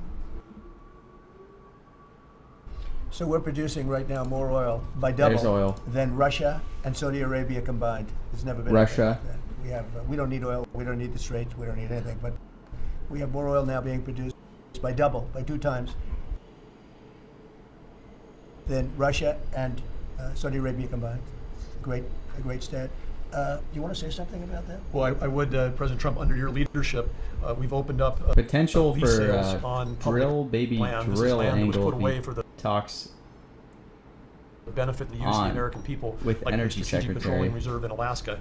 The Biden administration had illegally stopped holding lease sales during their administration. President Trump famously said, "Drill, baby, drill," but before Yeah. you can All drill, right, you've let's gotta see if he open gets public Trump lands. on drill baby drill. Between the lease sales that have happened in the Permian, in the Bakken, and on the North Slope, just since January of this year, it's over $4 billion of revenues come into the Treasury. That's 13 times more than the Biden administration brought in on lease sales in the entire 4 years they're in office. Sir, your policies brought that in 5 months. So with that, a lot of excitement, a lot of activity. We also inherited just in one district in Carlsbad, New Mexico, I think a lot more Donald Trident. I think he's still going to get Q&A after this. 5,600 unprocessed applications to drill for oil and gas on public land. And when you're, Wow, when you're oil drilling on markets public land, really those like companies pay a Marco's royalty. statement, And unless that money something else comes to came all of our out. citizens. Oil is tanking. And it goes to Pieces local school districts. seeming and it pretty goes to bullish. states. It is the core of the economy in parts of our Look country. at oil, man. The team down there working for the 89.6. Department of Interior, Bureau of Land Management, has dropped that by 91%. It's one of the something else reasons come out? why they Let had a me record see. lease sale. Is because now people go, I can bid on federal land and I'm going to get a permit to drill, and it's not Huh. going to take me 5 years to get it. I'm going to get it in a month or less. And so it's exciting to see your vision. And of course, with this energy dominance, us, as you just noted, largest oil producer in the world, largest natural gas producer in the world, largest natural gas exporter. This is an opportunity for us to bring prosperity and affordability here at home, but also bring peace abroad. So President Trump, your energy dominance strategy with Chris Wright, Lee Zeldin, and all the people that are working on this, people around the room, it's been really incredible. And of course, you mentioned Venezuela, but all that flowing to our Gulf Coast refineries is also helping to keep the price of gas down at home. It's an amazing transformation. Bottom line is the center of geopolitics around energy has moved from other parts of the world to the Western Hemisphere in the last 5 months. You turned Venezuela from a sanctioned adversary into a strategic ally in 45 minutes. Never happened in history before. And what's going on in Alaska? When I was there last week in Alaska, the North Slope, 80,000 barrels a day coming online at Pico. That wouldn't have happened with you. It's up by Willow on the North Slope. That's going into the Alaska pipeline. 20% increase just off that one field. So amazing work. Energy is a high-tech industry, and those guys are crushing it, and they're loving the fact that they can provide affordable, reliable, secure energy for America. And we're working very hard in California. You know, a lot of people don't know Newscomb? this, but California has tremendous oil reserves. Used to be number 3 in the nation, and the radical left has just wiped it out. And we're working very hard to get that open again and get it so the people, their gasoline prices, their lack of energy is just staggering. It's staggering. And we're actually making very good progress. Even people that were against that at one point, now they're saying, wow, that'd be great. But people don't realize it was one of the, right, Chris? It was one of the top drilling states. It's one of the, I would say in terms of reserves, as among the top in the country. Nobody thinks of that with California. Everything was just closed down, really violently closed down. And we're opening up some of it, and we're being met with actually great spirit because they're paying so much for gasoline that they don't have to be doing that. And they have a very incompetent group of leaders, like grossly incompetent. So I think that's going to be something. On a slightly smaller subject, while Doug was speaking to the Department of Interior, he and his people have done a fantastic job on D.C. D.C. is looking beautiful. This is kind of a ballroom angle. Mountains are almost all open. With We have building? 28 of them. And we have one in particular, a very long lake, we call it. The reflecting lake pool. between the Lincoln Monument. Nobody's ever seen anything like it. You take a look at between Lincoln and Washington, you have the longest, like 2,400 feet long. That's longer than the tallest building in the world if you set it on its side. And it's almost 200 feet wide. And actually, it was built in 1922, and from 1922 on, it really never worked. Oil rebounding. It always leaked, and it was a problem, and a lot of things. And hundreds of millions was spent. The Biden administration and the Obama administration spent hundreds of millions of dollars trying to get it to work, and they failed. And we'll be spending, you'll give me a number, but I think it's a very low number. It's like in the number that we originally talked about, where we cleaned it, we fumigated it. We had 10 major truck dumpsters of garbage taken out. Can you believe it? A friend of mine came in, very substantial person from Germany, wanted to see the Washington Monument. I wanted to see the Lincoln Memorial. He said, I look, but that horrible reflecting pond is disgusting. It's filthy, dirty, and disgusting. I said, really? I drove down. I said, Secret Service, let's take a drive. And we went down. I said, that's terrible. And for the most part, it didn't work. I mean, they wouldn't even have water in there. But when they did, it was just dirty, filthy water that leaked out. And we got to work on it. And it was supposed to cost almost $400 million, because it's like putting the skin on a skyscraper, but bigger, much bigger. Many skyscrapers, you could almost say, other than for the world's tallest. Think of it, the world's tallest skyscraper is shorter than 2,400 feet. So we went to work, and over the years I built hundreds of pools. I build them every time I built the building. I always like to build Talking Olympic-sized about swimming these pools. buildings And a I was lot, very aware man. of swimming pool, If he what goes weaves into making a ballroom. swimming pool. It's not as simple as people Let's see. think. You never want it to leak. You want to have beautiful surface. I said, I have an idea, Doug. We sat down. I said, let's take that long thing where we're going to fix it with concrete, which leaks, concrete, all sorts of other materials that all leak and don't look good. They're gray. And, swimming pool, I have a swimming pool right up the road. I built it 22 years ago. It's perfect. I said, does it ever leak? No. It's perfect. Good contractors. I actually called in a couple of the contractors, got some ideas from them, and I gave it to Doug, and Doug's done an unbelievable job. And so they were going to spend maybe $400 million. I don't know. You never know with cost overruns and everything. But it was going to take years to build, 3 years, 4 years. And we'll have it done before July 4th, substantially before July 4th. If we didn't have such bad weather the last 4 or 5 days, we could have been almost done. You can't do the substance of the rain. And what they did is they cleaned it. They took out, as I said, more than 10 dumpsters of garbage, with shovels. It was disgusting. Oh, every corner had massive amounts of, I guess that's the way the tide goes. But they had massive amounts of garbage. We then He's talking about this steam cleaned reflecting it. pool a long We time. then sandblasted it, and then we pebble blasted it. That's a bigger version of sand. We made the surface as good as it can be, and we're now covering it with the most beautiful blue, very thick. You think of it as a very sophisticated form of rubber. No leaks, no problems, and it's beautiful. It's called American Flag Blue. That was a color we chose, and we are probably 70% finished with it. It's going to be finished. The hard part's done, and then we decided to do much more than when originally I thought I was just going to do the surface, but we said the problem This is guy's the outer talking on it a ring lot. looks pretty bad too, where you walk on. So we sandblasted that. This was all additional work. We didn't want to do, when you do something like this, when you do the one, you think the other looked okay, but then when the other, you see the new surface, the old stuff that looked okay looks really bad. So we cleaned that, sandblasted it, the walkways, all of it. It's tremendous amount of area. It's thousands of feet long, very wide. This is where the people stand, not the water part, the dry part. And we had a combination of granite and stone, and we're pointing it, fixing it. The joints were terrible. It could come up with press. It's Everything. just- The whole place was a mess.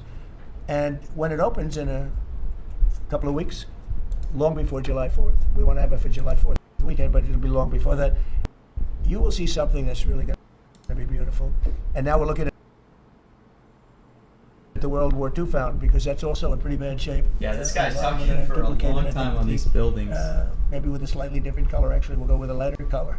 But Doug and I have a lot of fun doing it. Your staff is fantastic. They've really worked well.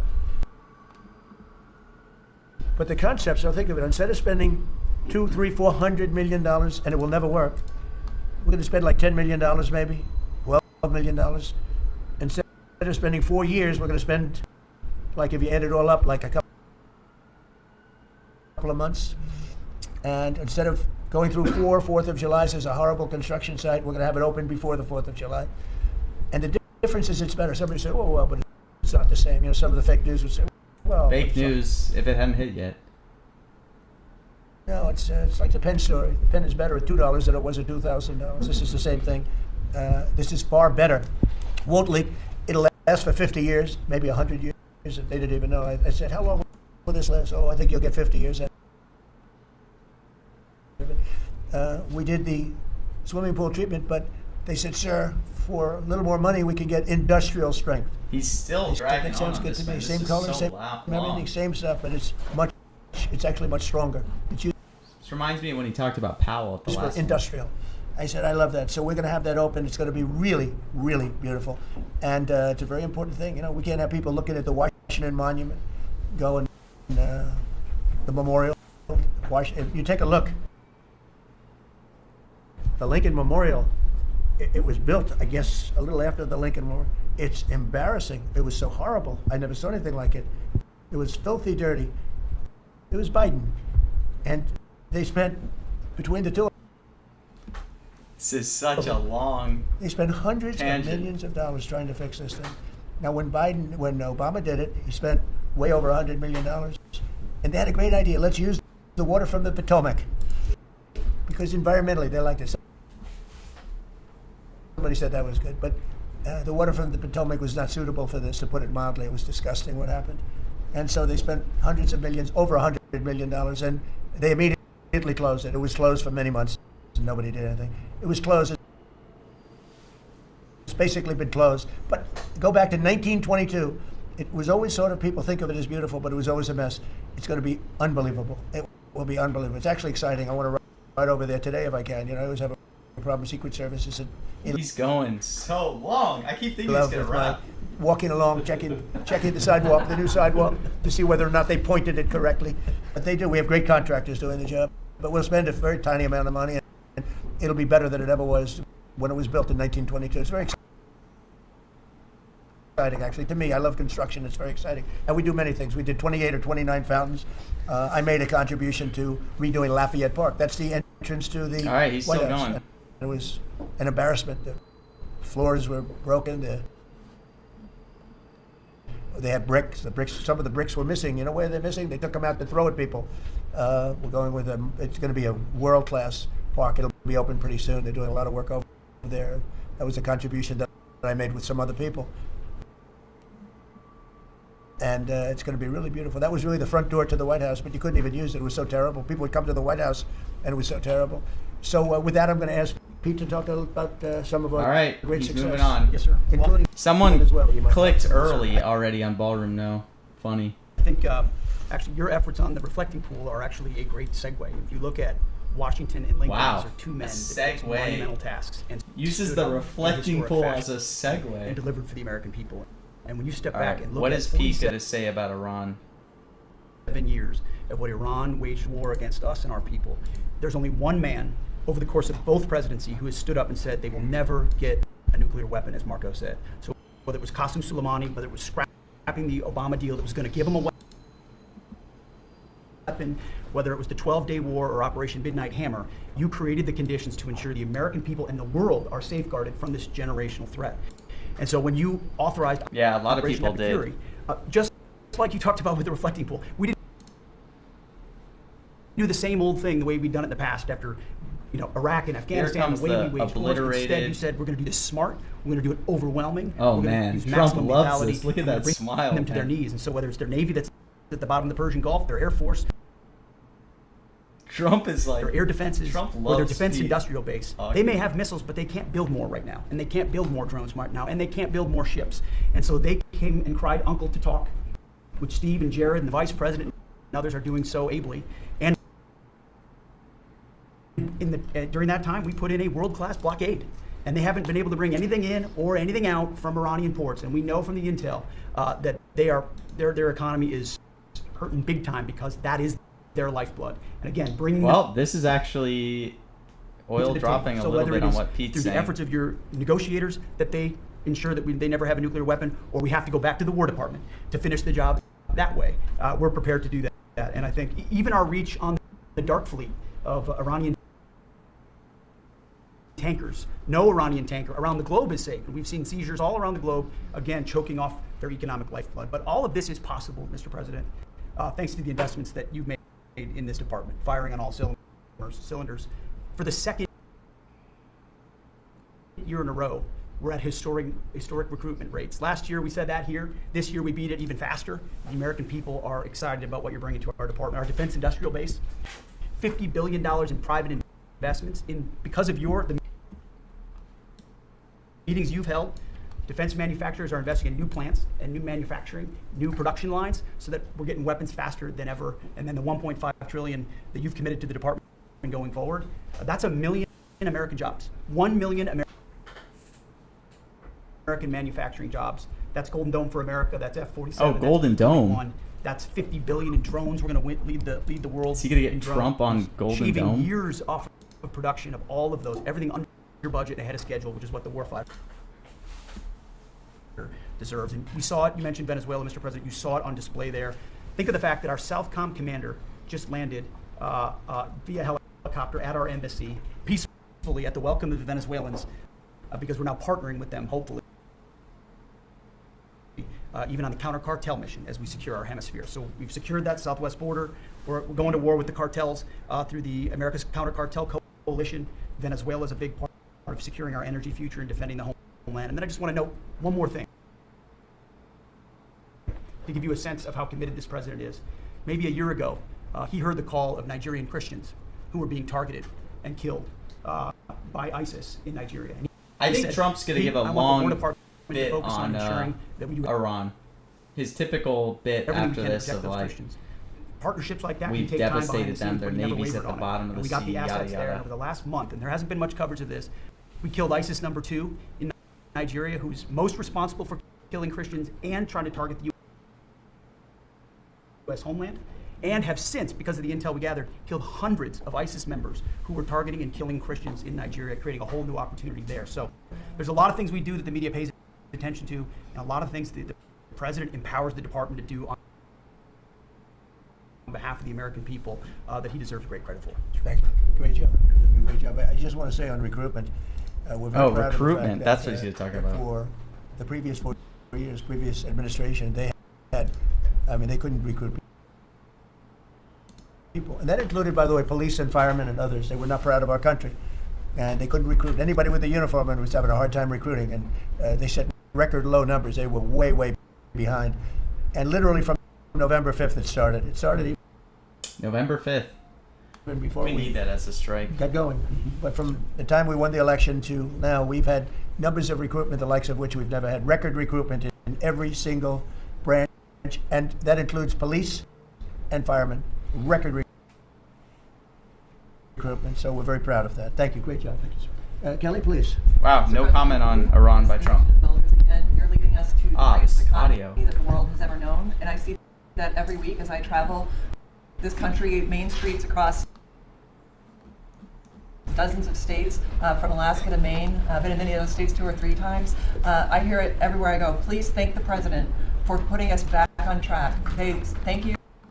They love you. They want more of what we're doing. Tax cuts. There's going to still be Q&A. Fair trade, energy dominance. So I don't think Small China's businesses are completely spring-loaded, and we see that in the jobs numbers. In the last 2 months alone, we've created over 300,000 private sector All right, jobs. this like audio in this playback's country. a little loud. Most Just jobs air are created by and wind. small businesses, 2 out of 3. And small businesses, as you know, make up 99% of all businesses in this country and account for half of our GDP. So when that part of the economy is finally working again, they've gotten out from $5 trillion of regulation that the Biden administration put on hardworking small businesses. They penalized growth, investment, hard work, and success. But thanks to the working family tax cuts that every single Democrat voted against, hardworking families, the welders, the waitresses that I meet on factory floors across this country, from Pennsylvania to New Mexico, where I'll be tomorrow. Brooke and I are going to Arizona tonight. So we see this everywhere we go. It's one of the most underreported stories in the media. Main Street is back, and that's because America first. I'll tell you the other thing about fraud. Small businesses are particularly hurt by the fraud because they're some of our biggest taxpayers in the country. And they show up every day. They work hard to provide for their employees, to build their businesses. They're doing it the honest way. And they see fraudsters taking from the American people. It's taxpayer money. And so you think about, at the SBA, we found $200 billion in fraudulent PPP loans that the Biden administration tried to hide and forgive and sweep under the rug. We've turned the first Very curious what Q&A will look of like, that over man. to Treasury for collections and to DOJ for prosecution. Our Inspector General is already announcing that people are going to jail. There are jail sentences now being served. We've announced that 140,000 people have been barred from ever getting SBA loans again, defrauding the government for about $9 billion. So we are going to continue our work under the great leadership of Vice President Vance and appreciate the partnership because it's really accelerated our ability to get the job done. But then just back to small businesses. We have record business formation in this country. That's another story that the media won't tell you. Over 500,000 businesses on average a month this year. So it's not just record people working, strong job creation, business formation at all-time records in this country, but we have manufacturing expansion 4 consecutive months. That means that's a leading indicator, meaning that we have expansion coming. Another story the media won't tell you, 98% of all I'm doing fine, Jeremy. I mean, there's just not much I like. I'm pretty much just flat. It's like, there's not that much live liquidity on these, so it kind of sucks trying to trade these live. And then I didn't have much time pre-market to really get a lot of positions, because this, you know, I woke up at like 9, didn't have too much time. I did long oil, though, and oil's rebounding, so maybe that'll make me a little bit of money. Thank you very much. Great job. Thank you, Gil. And I just say, you know, we went to China last week. Oh, China, right there. Someone was asking about With China. President Xi. The relationship's very good. We're doing a lot of business with China now, but it's not where they were ripping us off for years and years. They ripped us off like nobody ever got ripped off. Now it's very profitable business that we do with China, and they respect our country. Again, we have the strongest military in the world by far. They respect our country again. Scott, please. Sir, on the economy, 2 words: resilience and prosperity. So The economy talk resilience- could be like the AI. economy speaks for itself, even during the Iran conflict, and it He didn't know what to call it. He's like, speaks to the conflict? strength of your He's about to leadership. say Iran Your war, and he's like, policies are creating it's not a conditions for war. American Conflict? families and businesses to prosper. We're entering the second half of our 250th anniversary year with renewed optimism and momentum. It has never been a better time to be an American, and as you said earlier, we have a record number of Americans working. The economy that you are building is not only strong, but secure and resilient and better positioned to compete globally. Real GDP has risen 2.7%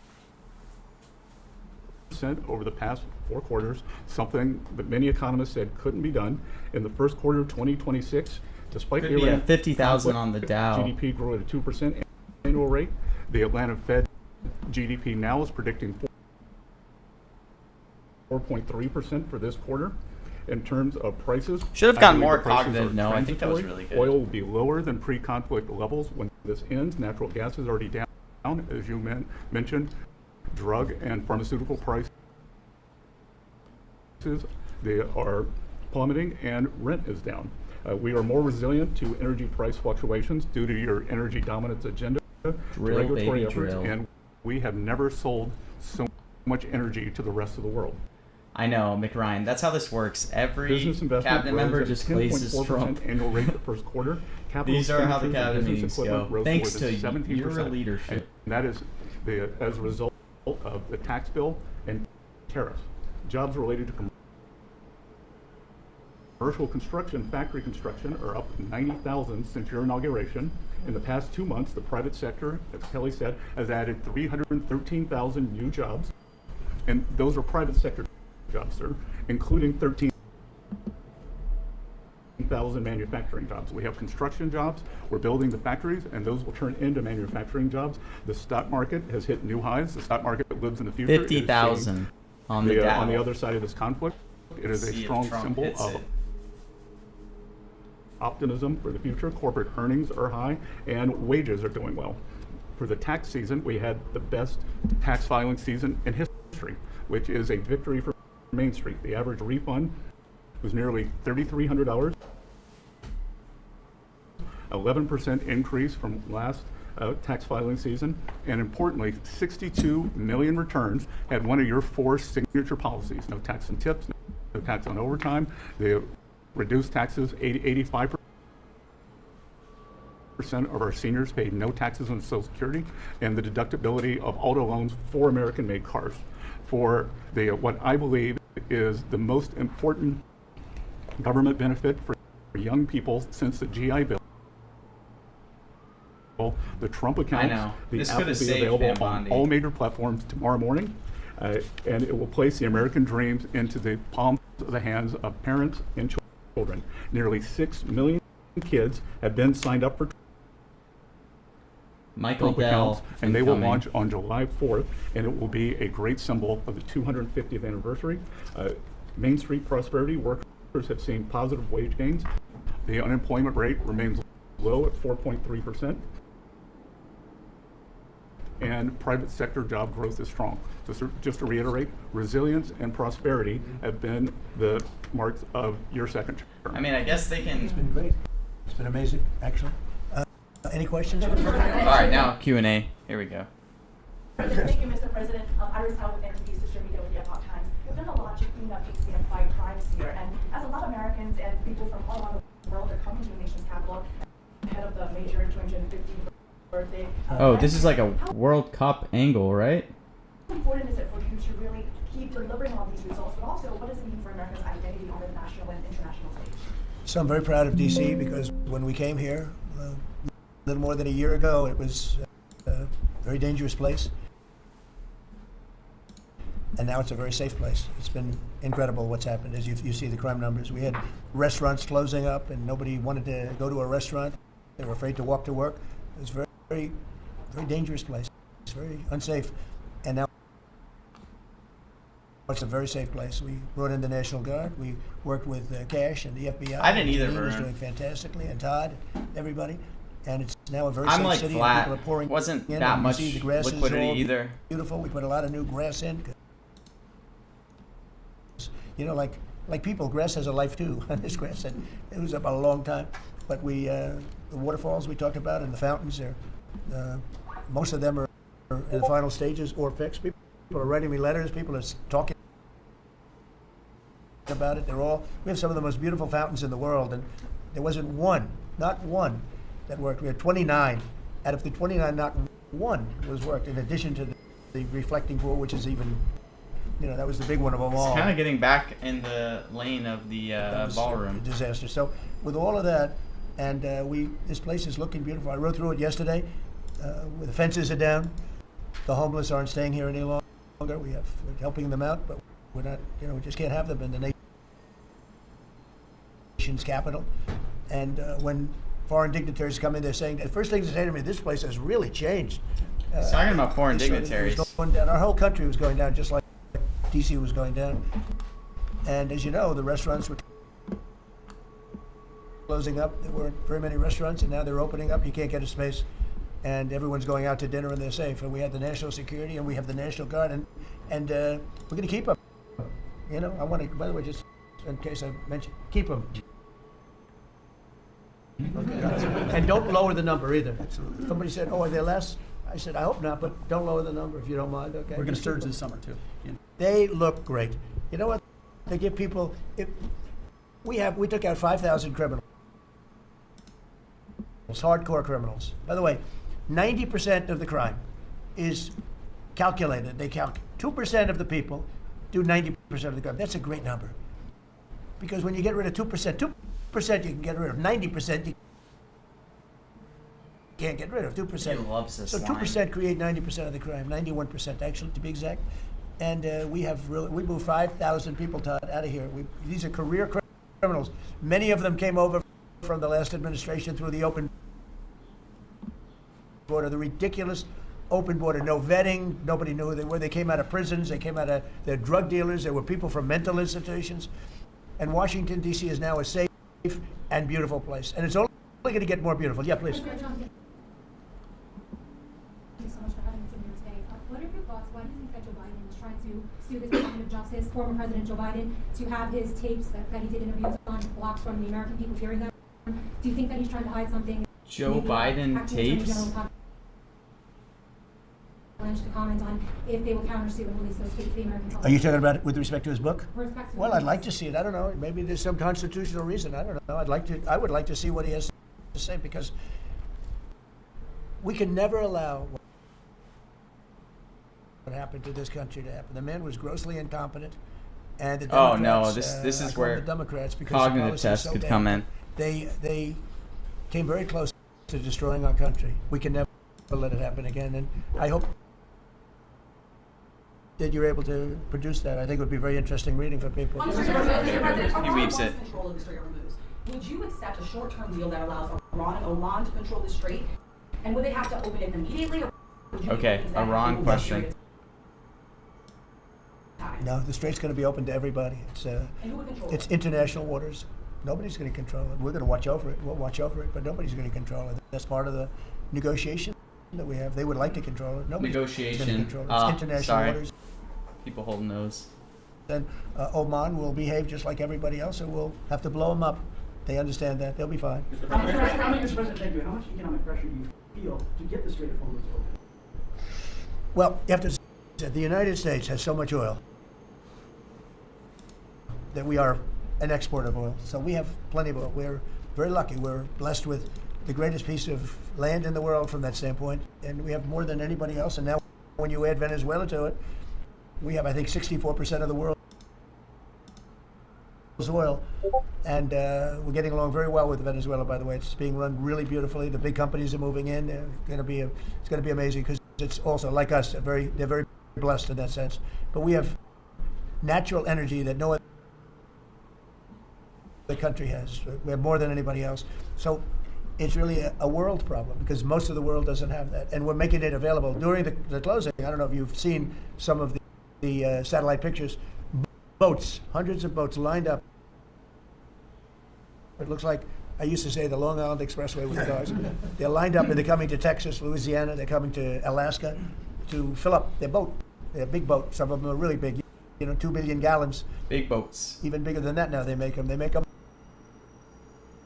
up to 4, Chris, I hear. Now they make them up to 4. The 4 are now the big ones. Used to be the ones. Now it's 4 million barrels of, think of that, 4 million barrels of oil in one boat. But they're lined up and they're right now heading to Texas, and they've already filled up and they've gone back. In addition to that, you have a lot of boats, you have about 1,500 boats in the Strait wanting to get out, and at the right time we'll release them. But the American people are seeing higher gas prices. Yeah, they It's are. come down a little bit, but it's still $4. No, it's come down. Well, it'll come down a lot. It'll come down to where it was before. We had it when I was in Iowa. We had we're driving by $1.99. gas stations, $1.90 a gallon, $1.85, $1.87 were the three that we saw. We had it down in some places below. Now we can't help but California where they charge so much tax that you lower it and they charge tax. They've got to straighten the act out in California. But we had gasoline down to a very low number. I think we'll be hitting that number shortly after that whole excursion ends. But regardless of anything, as Marco said better than anybody can say it, you can't let them have a nuclear weapon. They would use it instantly. They wouldn't think about it. They would use it instantly.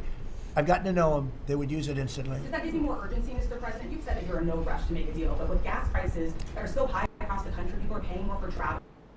Does that give you more urgency to make a deal? Why doesn't it? Well, I'll tell you the primary I know, Varun, urgency, these are... I said this, it wasn't covered properly, but the primary urgency is that we can't let Iran have a nuclear weapon.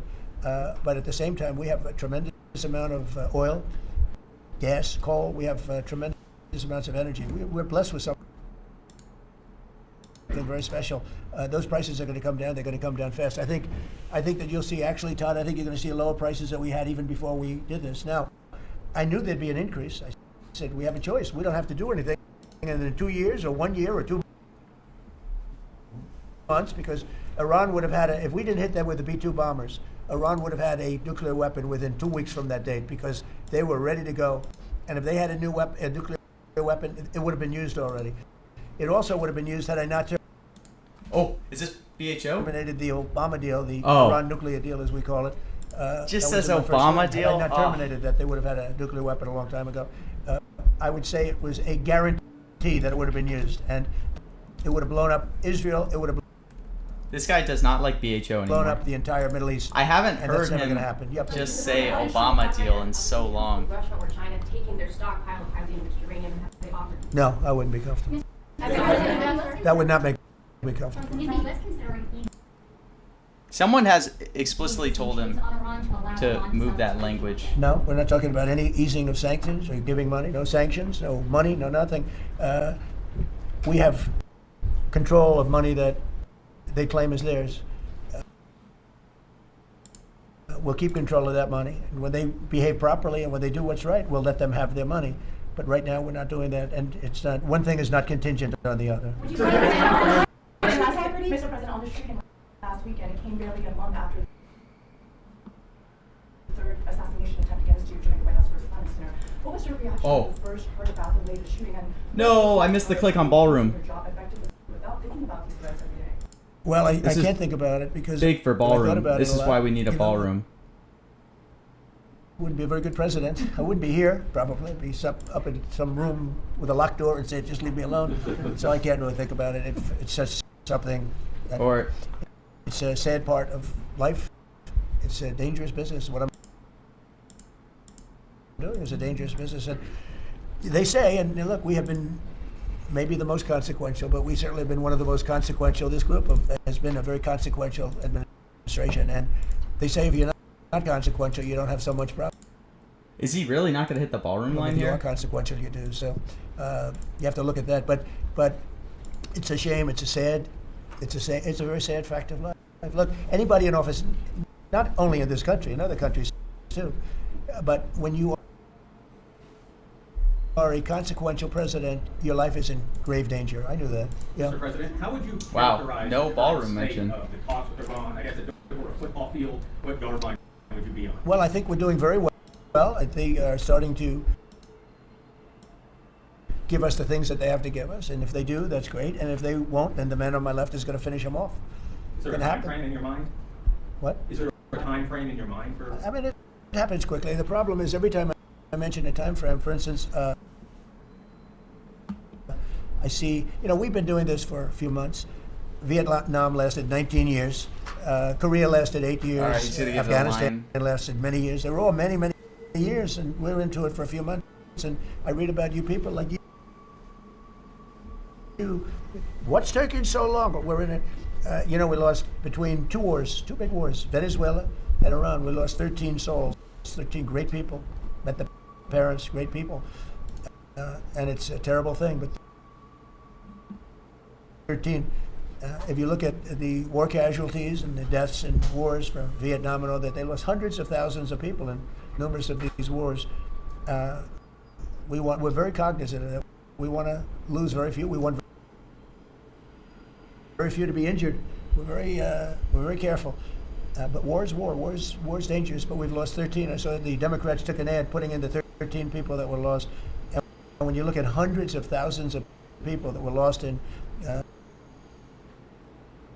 the Middle East, Iraq, all the different wars we were in, we have done an amazing job. With that being said, I hate to lose 13. I hate to lose one, but we've been very capable. I mean, when you think of it, we took over Venezuela in one day. We have done a similar job, but we said, well, give them a little chance at the request of somebody that we greatly respect from Pakistan, the Field Marshal and the Prime Minister. They've been great. They asked us, would we pause the war for a little while because they'd like to negotiate. So we'll do that. But we had them beat. They're, no better now. We could close it out very quickly.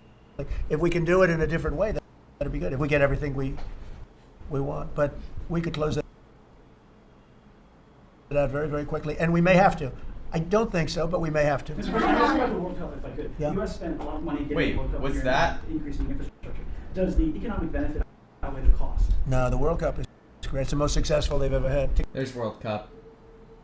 Ticket-wise, they've never had anything that sold so quickly. It's amazing because it's the United States. You don't think of I call it soccer. It's just. We just may easier. have to close it out Because real we have quick. football What was now. that in reference to? Two footballs, right? They call it football. But most people never thought they'd see anything like that. The World Cup, it's turned out to be the most successful World Cup from the standpoint of what's happening than they've ever had. Yeah, please. Thank you so much. Rowena Ortiz with Turning Point USA. I have one Oh, question for Turning you and Point? one question for Vice President J.D. Vance on fraud. What's your message to the New Jersey leaders pushing back against ICE operations at Delaney Hall? About ICE? Yes. Or about NICE, as I call it, NICE. The NICE facility. I'd love to change the name, call it NICE. They do a great job, and it's all paid for protesters. You know, you can see by the signs. The signs are all made by the same beautiful factory. It's a printing plant. In fact, I'm thinking about using it. They do such a nice job. These aren't protesters. These people are fake. They're all paid for. And I will tell you, Tom Holman and that whole group, and now Mark Wayne is so incredible. Mark Wayne, do you want to just respond to that? We run the finest facilities anywhere in the world of their type. But we have some horrible killers. We have killers. We have guys that have murdered numerous people in there. And these are the people they're trying to protect. There's nobody that runs a facility like we do. Mark Wayne? Yeah, it shows that this... This audio is so bad. Priorities when they decide to go out and protest. A detention center where we're housing rapists, child predators, murderers, drug dealers, and they choose Memorial Day of all the time to go protest something that that would be insane. It's because they're on a hunger strike when there was only a handful of individuals that was refusing to eat because they want their ethnic group or their ethnic right food. Well, they go back to the country and get whatever food they want. The fact is, we're giving them the calories they want. This isn't Holiday Inn. We're giving them sanitation. But for the Democrats to and a governor like Governor Sherrill and Senator Kim and Senator Booker to go out and do something like this of all the days is very frustrating. And we see Antifa signs are literally out there. The local police literally refusing to respond. They barricade it, not allowing our employees to come in and out. ICE has to go out there, remove the barricade, and then you have one of the senators complain because he got splattered with a pepper ball. I'm sorry, you probably should have been there. You know, one thing I'll say about that, the local police, I know a lot of the New Jersey police, they're phenomenal. They love us, but they're told not to do anything. That's right. They love us. They love him. They even love me a lot. And I'm in New Jersey a lot. It's great. I mean, I think it's a great place. It's got a group of people running it now that are having a hard time. But they really like this administration. They love this administration more than any administration they've ever had. And they're thanking me all the time. And, you know, I see those guys going up and down the Jersey Turnpike with their big, beautiful hats on. I say, I'd like to look like that someday. You know, they're great. No, these are great people, and they love him, and they love ICE, and they love the Border Patrol, and they're not allowed to talk to anybody. It's like, but it all comes from the top. They have to follow orders. They want to keep their jobs. Are you expecting Congress to pass a federal gas tax holiday? A gas tax holiday? What is that? Well, it's something we might talk about. Let's see what happens over the next week, 2 weeks. A lot of good things are happening. No, I was invited to I was going to go on Wednesday, but they closed it out very quickly. They're great. And Jim Dolan's a great guy. He's, as you know, owns and in charge of Madison Square Garden. He's having a good year. This is on the... boy, what a team. They win all their games. They really... Knicks. They have some great players. I think I'll be going to one of the games. I was invited by numerous people. And Jim, and I think I'll be going. It's great to see it. You know, the Knicks have really suffered for years, and they're doing right. They're doing right now very well. Iran question. Agreement with Iran that just calls for further talks on the uranium? No. The only option. No, the basics. No, I would for some of it. You know, because it's a memorandum of understanding for speed. And one of the things that will happen is the Strait will open immediately. But it's got to be perfect. I'm not going to do this. I didn't do this to get a crummy agreement. The worst agreement ever signed was by Barack Hussein Obama. There it is. Nice. He came back to it. I was so... This country for the whole world. All right, good. It was getting so cheap. I should have bought more. I thought VH was so loud, but he was weirdly just saying Obama. I should have bought more. Qatar and the others. We'd like to have them immediately join the and Steve Witkoff is working on it. I thought maybe it was just out of his language. But we'd like to have them join the Abraham Accords. It'll be historic. If they do it, I think they. He came back to it. He couldn't resist. I think because that really would be a tremendous sign, and I think those countries owe it to us. Steve, are you going to get them to sign? We're definitely pushing it. I'm not sure we should make the deal if they don't sign. You want to know the truth? If they don't sign to join the Abraham Accords, I don't know that we have countries in there already.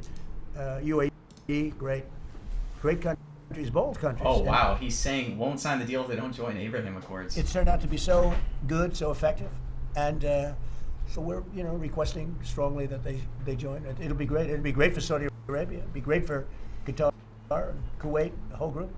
So the Iran deal might be contingent on more countries joining. I don't know. I don't want to say that. I'm not going to give you, what's contingent, what's not. I can say that we can make a good deal right now, but maybe not a great deal. And if it's not a great deal, we're not making it. So because we can make a great deal with this guy right here, and but it's it's a lot nastier. Probably wouldn't go as quickly. We wouldn't be talking about it as quickly, but it would be foolproof. But I think we're doing very well, Steve. I think we're doing pretty well in terms of the negotiation, but we'll see. If it's not going to be a real deal, because Obama had that horrible JCPOA, whatever it was the worst deal. It was a path for Iran to have a nuclear weapon very quickly. Years ago, they would have had a nuclear weapon. We might not be here talking about it right now. They would have had a nuclear weapon. And frankly, Obama picked the wrong country.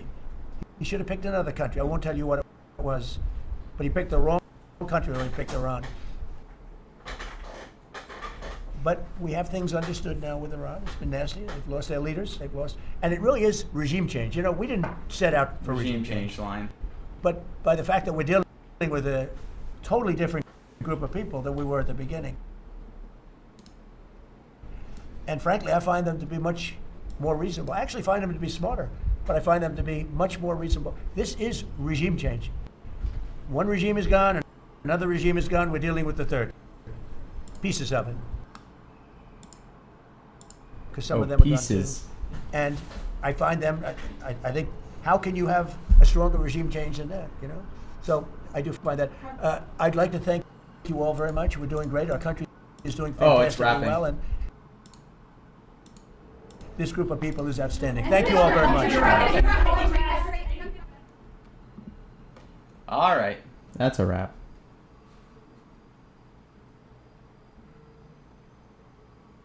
Checking if I can hear anything through it. Well, that was pretty uneventful. I couldn't get too many fills on this. But we did hit on BHO late. BHO got down to like 7 cents live. Because he kept saying Obama explicitly. But then he came back to it on the nuclear deal. So I guess a little lucky, but also feels like it's definitely live when they're asking him all these questions on the new deal. But it is interesting to see that he like explicitly has that out of his language. Seems like someone maybe talked to him to not say it, but he just couldn't resist. I don't know. But I couldn't get much pre-market, so we'll take it, I guess. I mean, at least the market did 1 million volume, so it's kind of coming back. But biggest thing I've seen... Oh, how'd you do, Medicine? Biggest thing I've seen is, man, the live liquidity on these Trump events, it's tough. No one's quoting a ton of size, so I feel like I kind of have to get everything pre-market now. I think that's just got to be my go-ahead. I guess I got to get into these markets early and start quoting early. I can't try to rely on live liquidity. Like 2 months ago, live liquidity would be so deep. You could get so many good clicks, but I mean, now you look, there's like maybe 200 shares live. It's not too much. Not really people actively quoting it, so we'll see. I think I just got to focus more on accumulating pre-market. But events like this are hard because they don't launch until like late last night. And then I wake up this morning, I have like 2 hours to kind of find fair values for everything, which is a little difficult. But anyways, turned into a yes sweep because it went into a normal cabinet meeting. I mean, he hit almost everything. I don't think there were really any long shots that didn't hit. I mean, any really just ballroom and drone. Didn't realize blockade was so high. It would have been a good short. Outside of that, wasn't too much that was priced really high. Trump RX was crazy. Should have tried to get there. Well, ladies and gentlemen, thanks for tuning in. We'll be back as always. Take care.